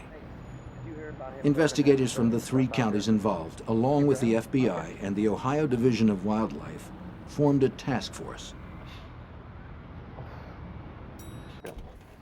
It didn't take long to realize how few clues they had. In each case, the killer had no contact with the victim, no rifling of pockets, no robbery. Shell casings had been carefully removed, and the victims' cars were untouched. Special Agent Harry Trombitis was stationed at the FBI's Columbus, Ohio field office. What we did know is that Mr. Hawkins died from a gunshot, and usually you would find some type of a shell casing in the area, and I remember looking very hard, metal detectors and hands and knees for any shell casings in that, and none were ever found. And so that was something that, you know, if in fact we had somebody who was evidence conscious enough to pick up the shell casing after they shot and killed somebody, we were dealing with a different brand of person here.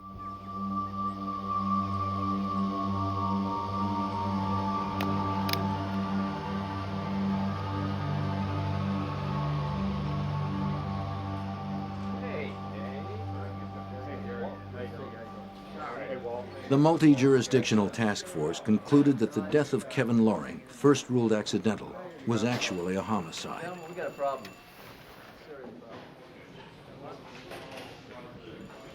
Okay, what I got is, Reviewing the 4 murders, the investigative team saw plenty in common. Outdoorsmen, hunters, fishermen, or joggers, alone in a rural setting, all shot with a high-powered rifle. All but one of the murders occurred on a weekend, and the killer was careful enough to leave no evidence. It was more clear than ever that a single individual was responsible. The task force was on the trail of a serial killer. As they began to mobilize, the killer struck again. I know we can capture this person. I know we can.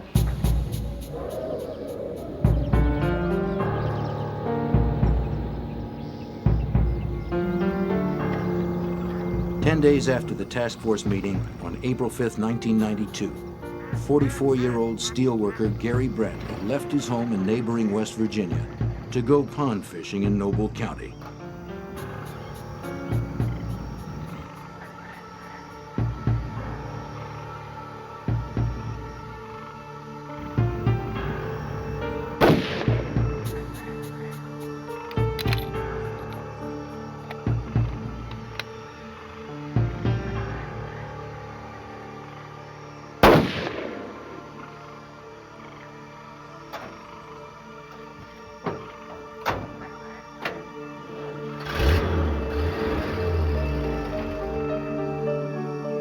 Bradley's wife and 3 children would never see him alive again.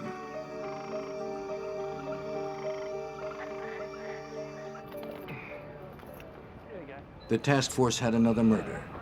The road sniper had to be stopped. The task force wanted to learn more about the personality of the sniper.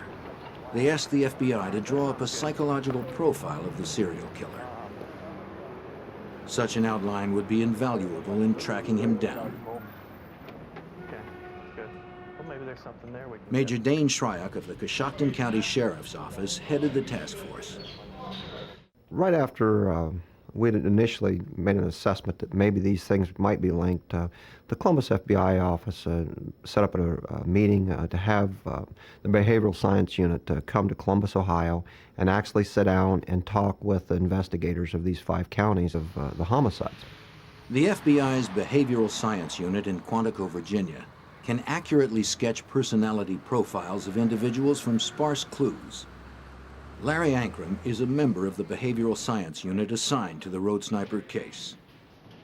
He studied all the available evidence, the investigative reports of the 5 murders, and especially the letter that the killer had written to Gene Paxton.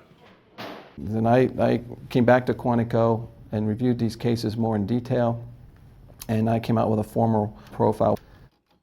We were probably looking for a white male. We were looking for someone that was intelligent. someone who was an outdoorsman himself, someone that wouldn't look out of place in the woods, someone that was probably responding to some significant event in his life that was going wrong at that particular time. One of the things that was apparent that it was a sniper type mentality here that we were dealing with, someone that didn't want confrontation, someone that was doing things from afar, and this is something that we see many times with our arsonists. We ought to be looking at some different types of activities that he might be involved in, such as nuisance types of offenses, shooting out windows, shooting out tires of cars, cruelty to animals, arson fires.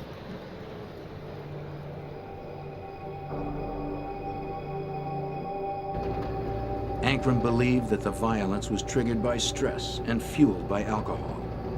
The task force now had a psychological sketch of the roadside sniper.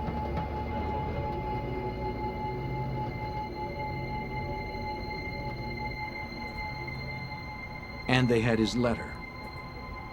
FBI forensic scientists studied the letter intensely. They found distinguishing features in the typeface. If they could find the typewriter it was written on, it would be easy to link the confessional letter to the owner, and thus link the murder to the murderer. They had to hurry. The sniper was still out there. On July 21st, 1992, two hunters in a state park in Muskingum County came face to face with the killer.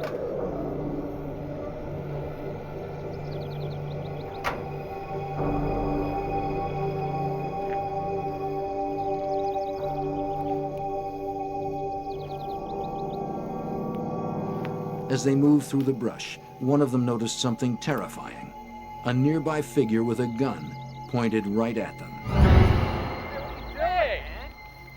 They called out to him, and the man scurried away to a red pickup truck. It happened too quickly for the hunters to get a good look at the man or the vehicle's tag numbers. Bewildered, they called local police, who alerted the task force. Throughout 1992, desperate to catch a man still ready to kill, the task force investigated and cleared more than 100 suspects. By August 1992, after 3 years, the investigation had hit a dead end.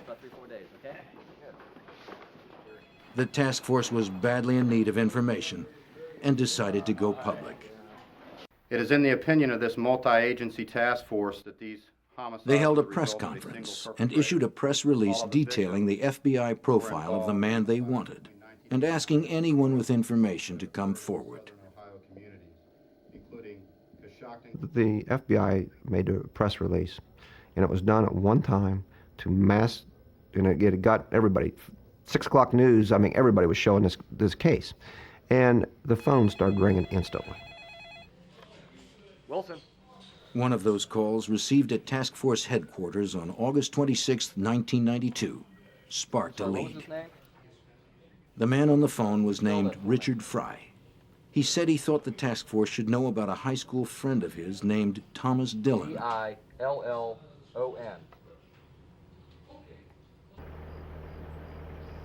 Investigators had a name and someone willing to talk.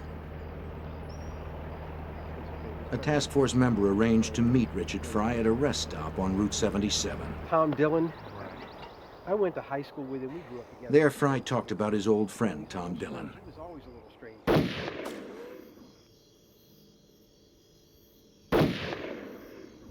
They used to drive around rural Ohio, shooting at road signs and small animals.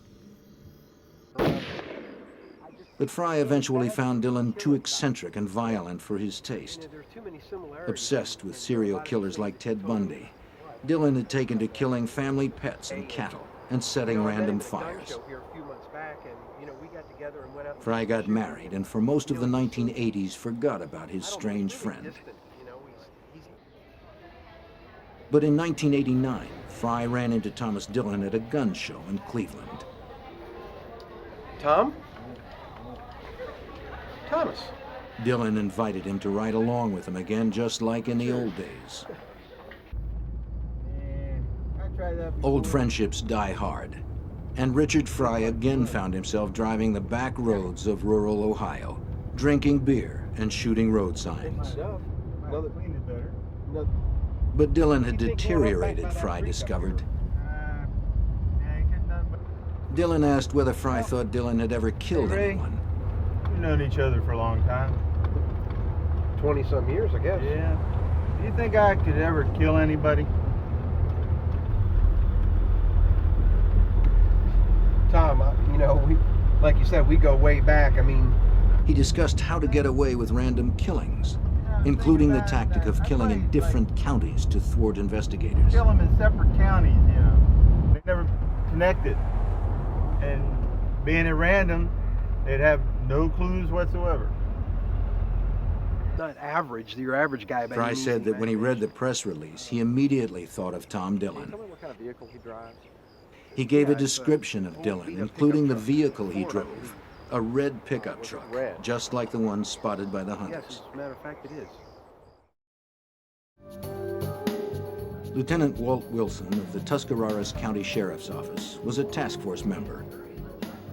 His job was to follow up on leads and tips, which were coming much more frequently as press coverage of the case increased. He decided Tom Dillon fit the FBI profile and needed to be investigated. I began to follow up on the information that Mr. Fry had given us. I went to Tom Dillon's workplace in the city of Canton. Dillon had been employed for a dozen years as a draftsman at the Canton, Ohio Waterworks. Wilson obtained Thomas Dillon's work schedule to compare Dillon's days off with the dates and times of the murders. The purpose was to eliminate Dillon as a suspect, but he couldn't. He found that Dillon didn't work weekends when most of the incidents occurred, but that didn't prove much. However, 2 weekdays Dillon took off from work caught Wilson's attention. July 21st, 1992, the day the hunters saw a man point a rifle at them, and November 28th, 1990, the day Kevin Loring was killed. Please.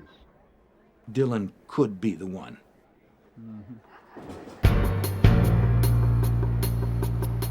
As the other members of the task force followed up on hundreds of leads, Detective Wilson began surveillance on Thomas Dillon.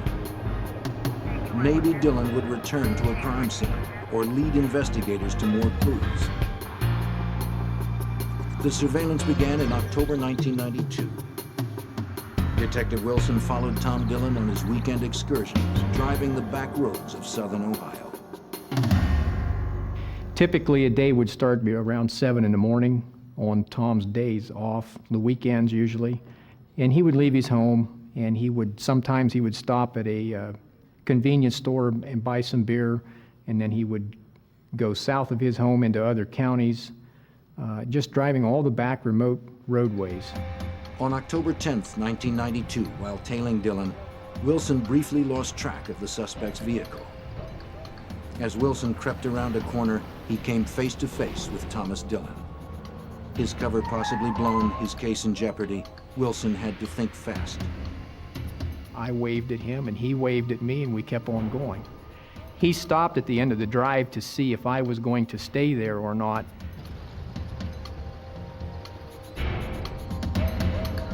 Wilson couldn't risk being identified. He let Dillon drive away. My big concern was I hope he doesn't stop and ask me what I'm doing on that property, because I had all of my gear laying in the car with me, and I didn't want him to see my radios and my gear that I had with me.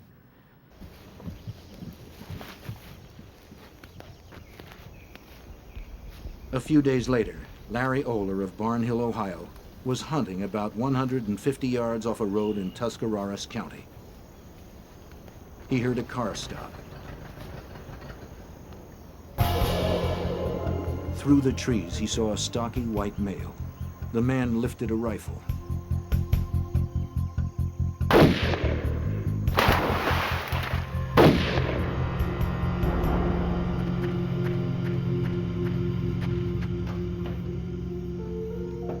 Oler was unhurt and watched in terror as the truck sped away.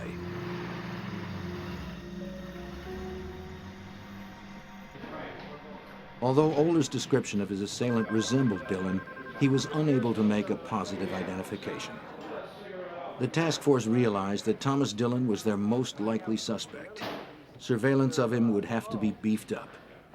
Throughout October and November of 1992, the FBI coordinated a massive air and ground surveillance. Dillon was observed shooting road signs and busting car windows with rocks, exactly the sort of petty vandalism outlined in the FBI profile. But if they arrested Dillon for vandalism, they might never gather enough evidence to arrest him for the murders. It is difficult to tail someone on an empty rural road in broad daylight. The stakes were high. If Dillon tried another shooting and the FBI weren't in the right spot, they could have another murder. If they crowded Dillon too much, they might be found out, and Dillon would slip into hiding. The ground surveillance had to be well off of Dillon. Agent Trombitis and Captain Shryock relied on the air surveillance as their eyes and ears. They would move in if something happened. One day, the surveillance team faced its worst fear. Trombitis and Shryock were far behind Dillon when the air surveillance called out an alert. Up ahead of Dillon, on the road, was the classic profile of a road sniper victim. A jogger, female this time, alone, in a rural setting. If Thomas Dillon were indeed the gunman, this jogger may be irresistible bait. Trombitis and Shryock got nervous. Hoping for the best, they sped forward. Dillon continued too, right toward the jogger.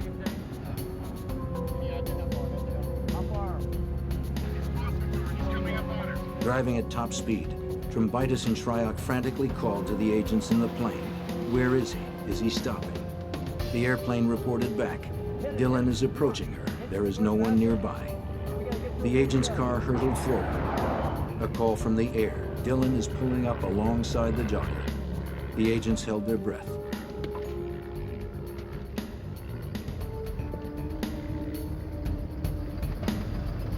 He passed her without incident.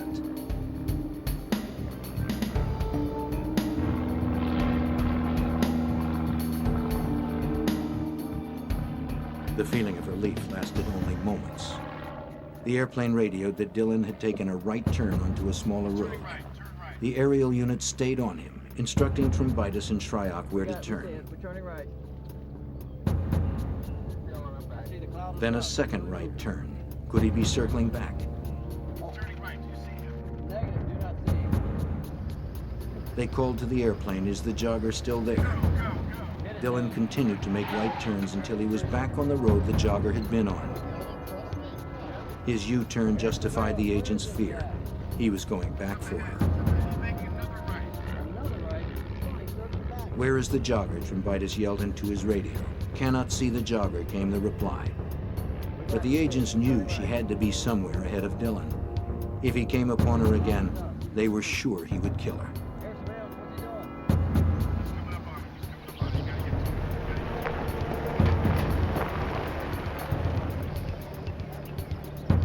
The air unit called in that Dillon had stopped his truck and had gotten out. He had something shiny in his hands. Would he kill her right under their noses? The jogger couldn't be seen from the air, but that didn't mean she wasn't there. The agents in the car heard shots and feared that Dillon had struck again while under their surveillance. But the airplane radioed that Dillon was shooting a stop sign.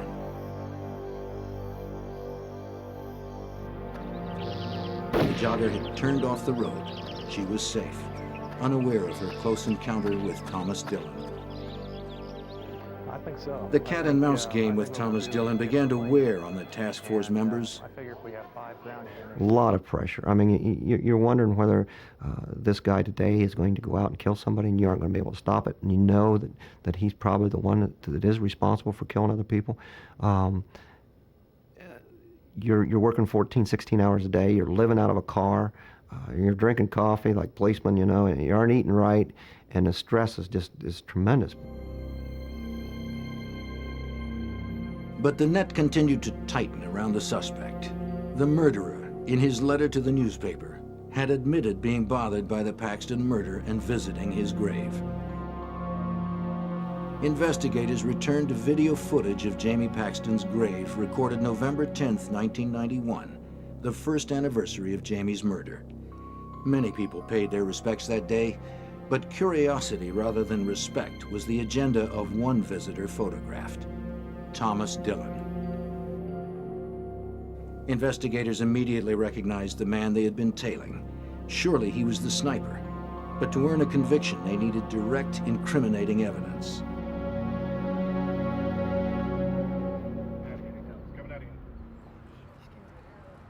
After the second anniversary of Jamie Paxton's death in 1992, surveillance observed Dillon entering the Times-Leader building. He bought a copy of the previous day's paper, full of the details of the Paxton Memorial Service. The FBI had good circumstantial evidence on Thomas Dillon, but they still lacked physical evidence, a bullet, a gun, or a typewriter to link him with just one of the victims.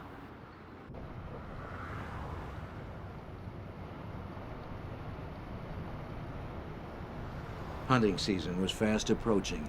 Dillon was still out roaming the rural roads, drunk, armed, deadly. The communities of southern Ohio had been terrorized for 3 years. The people feared going outside, but tried to live normal lives. Dillon had to be taken off the streets.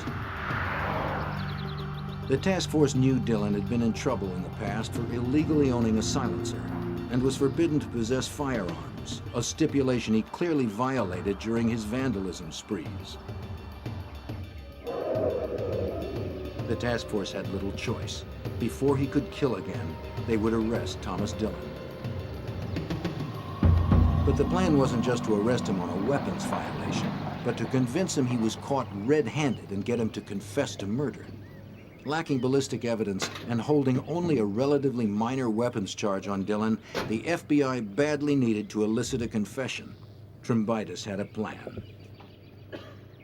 Since we knew what his routine was through the surveillances and that, where he left his residence and he would go to this dairy mart every day before he left and went on his 300-400 mile drives, we would try to make the approach at the dairy mart. And what we had was an office building right across from the dairy mart where we occupied. We took over the basement of that building. Detective Wilson and I did was we went down into the basement where we were going to conduct the interview, and we put up along the walls of the whole room maps of the areas that he drove in, crime scene photographs, newspaper articles. We wanted to make that setting just irresistible to him. Then we're just going to, piece by piece, start laying this out in front of him and see what kind of reaction we get from him. It would be overwhelming, and you know, it would put him in the best frame of mind for us to be able to sit down and interview him and get a confession. Mr. Dillon. On November 27, 1992, the plan went into effect. Their entire case so far rested on getting a confession. The idea was for when he came out of the dairy mart, we were going to approach him, identify ourselves, and basically request that he follow us voluntarily over to this room where we wanted to share some information with him and show him some things that we knew that would interest him. If Dillon refused, Trombitis would raise his right hand to signal ATF agents who are responsible for making arrests in weapons cases to cuff Dillon. And I can just remember his reaction. I mean, his jaw just for about 5 seconds, and then he composed himself and he said, "I want to talk to my attorney first." That was the cue. Trombitis gave the signal and the ATF agents stepped in and arrested Thomas Dillon.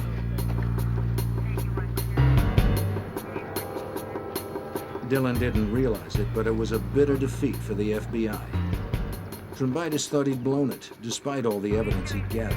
Despite his certainty that they had the road sniper, he feared that he would see a 5-time murderer quickly released on a minor weapons charge.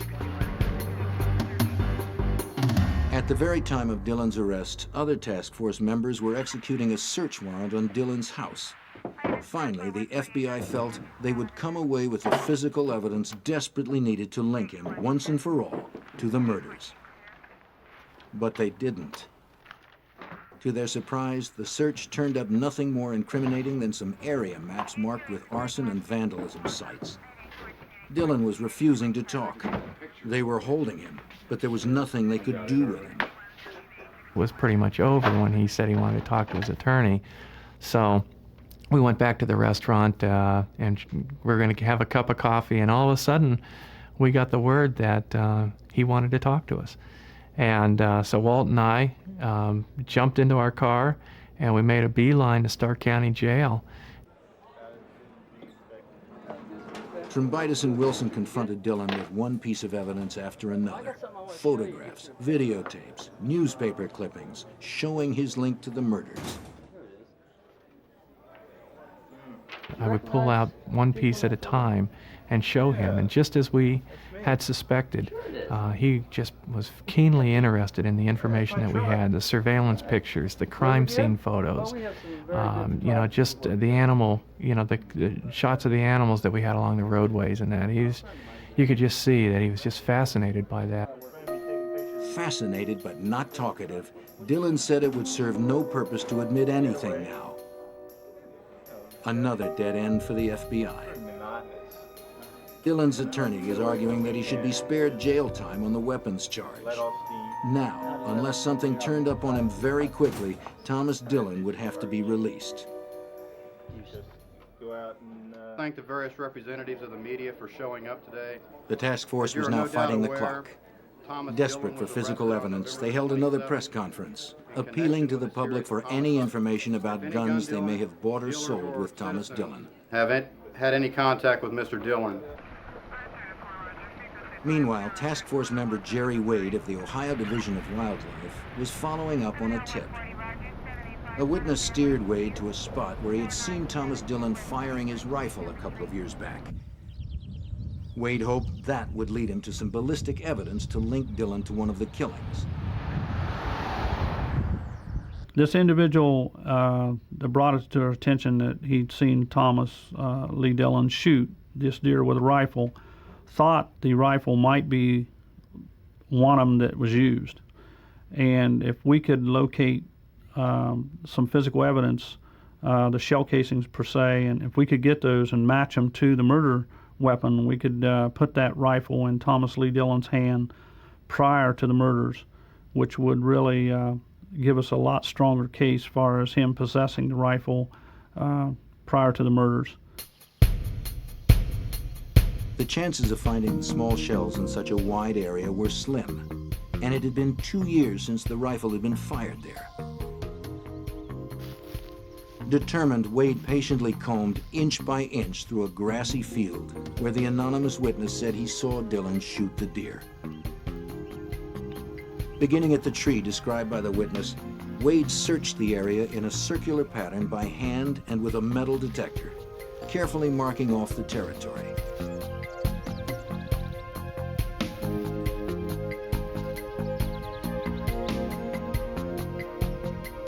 Miraculously, Wade hit the jackpot. He found 2 rifle shell casings, later identified as coming from the same gun that killed Gary Bradley and Claude Hawkins.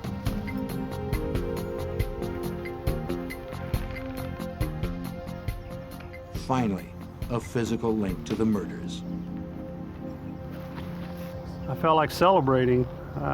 It was just unbelievable that I found them, because after the time, the length of time that had been since the shooting and the incident, and the individual wasn't sure the location of the tree exactly. The scene had changed since he had been there. They had removed a fence row and pushed out the area. So I felt very, very much fortunate to find him, and I felt like a celebration at the time. It was just like, you know, it was a gift handed to you. Meanwhile, the publicity from the press conference asking the public for help was about to bear fruit.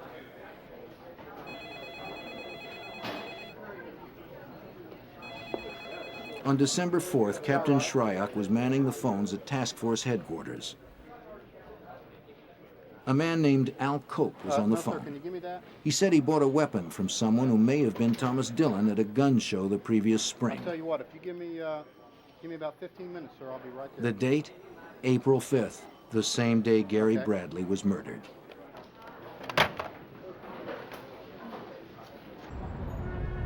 The rifle was sent to the FBI laboratory in Washington for ballistics testing. Special Agent Paul Schrecker is a ballistics expert for the FBI.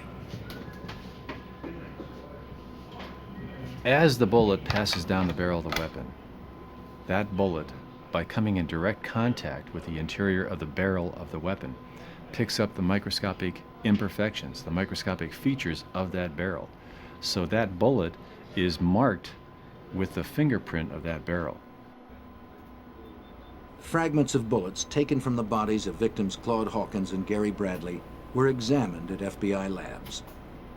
A bullet fragment may still be of value for comparison.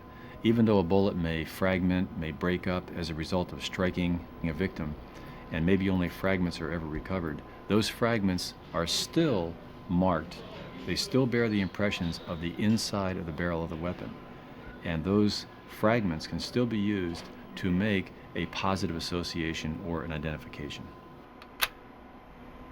When the weapon was submitted to our laboratory, the weapon was test fired, and the test fired bullets from this weapon were then compared to the bullet fragments taken from the victims. Al Cope's gun was test fired, and the bullets examined for characteristics they may have in common with the bullet fragments taken from Gary Bradley and Claude Hawkins. The conclusion? Al Cope's gun, sold to him by Thomas Dillon, matched the gun used to kill both Gary Bradley and Claude Hawkins. The FBI finally had the goods on Thomas Dillon.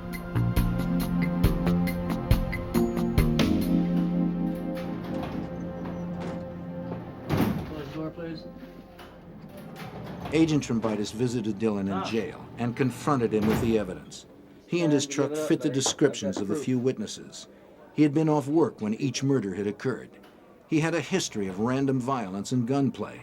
And the FBI could prove in court that a gun he once owned killed at least 2 of the victims. What kind of proof? What kind of proof? All the proof we need. But Trombitis knew Dillon was guilty of all 5 murders, and he wanted closure for the victims' families. He offered Dillon a deal. As leverage, Trombitis reminded Dillon that he faced Ohio's electric chair. Dillon got nervous, and he began to negotiate. And what's your assessment of the situation? I still can't believe you got that hard evidence. Well, we have evidence. Thomas Dillon met with the prosecutors in June of 1993. He agreed to admit to 5 killings if the death penalty were dropped as a possible sentence. Terms, 1 each for each of the acts committed. On July 9th, Dillon confessed to prosecutors in order to save his life.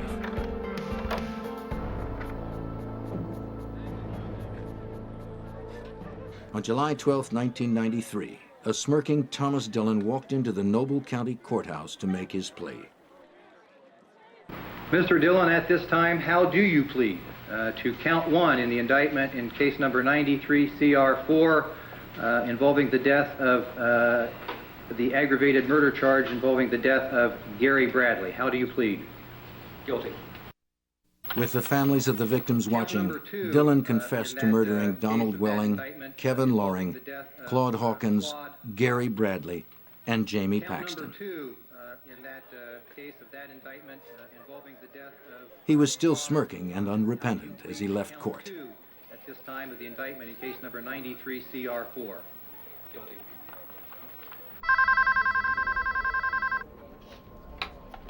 Hello? Jolene. Hi. Tom. This is Thomas. Yeah. Dillon's incredibly cavalier attitude was detailed by a local reporter whom Dillon repeatedly called from prison, Can't get enough of me. marveling at his own violence, reveling in his celebrity, and laughing off the murders. Let's talk about the other guys. I mean, they Except were one. really good shit. He would not discuss I the wanna talk murder about of Jamie Paxton. No, forget it, all right? Just forget it. Jean Paxton, Jamie's mother, was in court the day Dillon pleaded guilty. I just want to talk to him about Jamie, the kind of person Jamie was. Jamie was everything Thomas Dillon could never be. Dillon is a coward. He hid behind a gun, and Jamie was not that way. Little did I know that on the evening news he was watching that, and it made him very angry that I had called him a pathetic coward. We talked to him about remorse and how did you feel after these homicides, and the only one that he said that it really bothered him about was Jamie Paxton. He said, "I didn't realize the kid was so young." Jean Paxton had looked forward to confronting Dillon in court, but his guilty plea cost her that opportunity. She asked Sheriff McCourt to arrange a conversation. McCourt agreed. That evening, Jean Paxton's phone rang. She found herself speaking with the murderer of her son. When I picked up the phone that evening, it was just like somebody calling up to sell me something. He said, "Mrs. Paxton, this is Tom Dillon." It was just almost more than I could comprehend. The tone of his voice, the way he came across. Still, the arrogance was there. You really hurt my feelings this afternoon when... Dillon told Jean Paxton that when she called him a coward, she had hurt his feelings. I really don't think he expected to get what he got from me. I think that Thomas Dillon could have handled the crying, the screaming, the saying of calling names, the cursing. I think he could handle that, but I did not lower myself to that level. I talked to him as a mother, and I really feel that through this whole thing, that is what got to Thomas Dillon. Well, I understand. After 3 years, Jean Paxton felt vindicated. I felt really good. I walked out on my front porch, and I just felt like for the first time in 3 years that I was free. I was free of Thomas Dillon. I felt that I had defeated him by words, and I did it all for Jamie. Thomas Dillon made it clear he did not want to go to Lucasville Prison, the toughest in Ohio. So Jean Paxton saw to it, with a petition drive, that was exactly where Dillon was sent. In August 1993, Jean Paxton won a $25 million wrongful death judgment against any future money Dillon might make. Dillon's wife had been trying to sell his story to Hollywood.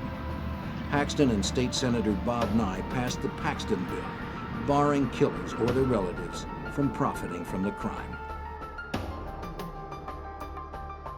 Thomas Dillon remains in Lucasville Prison. He is eligible for parole in 165 years.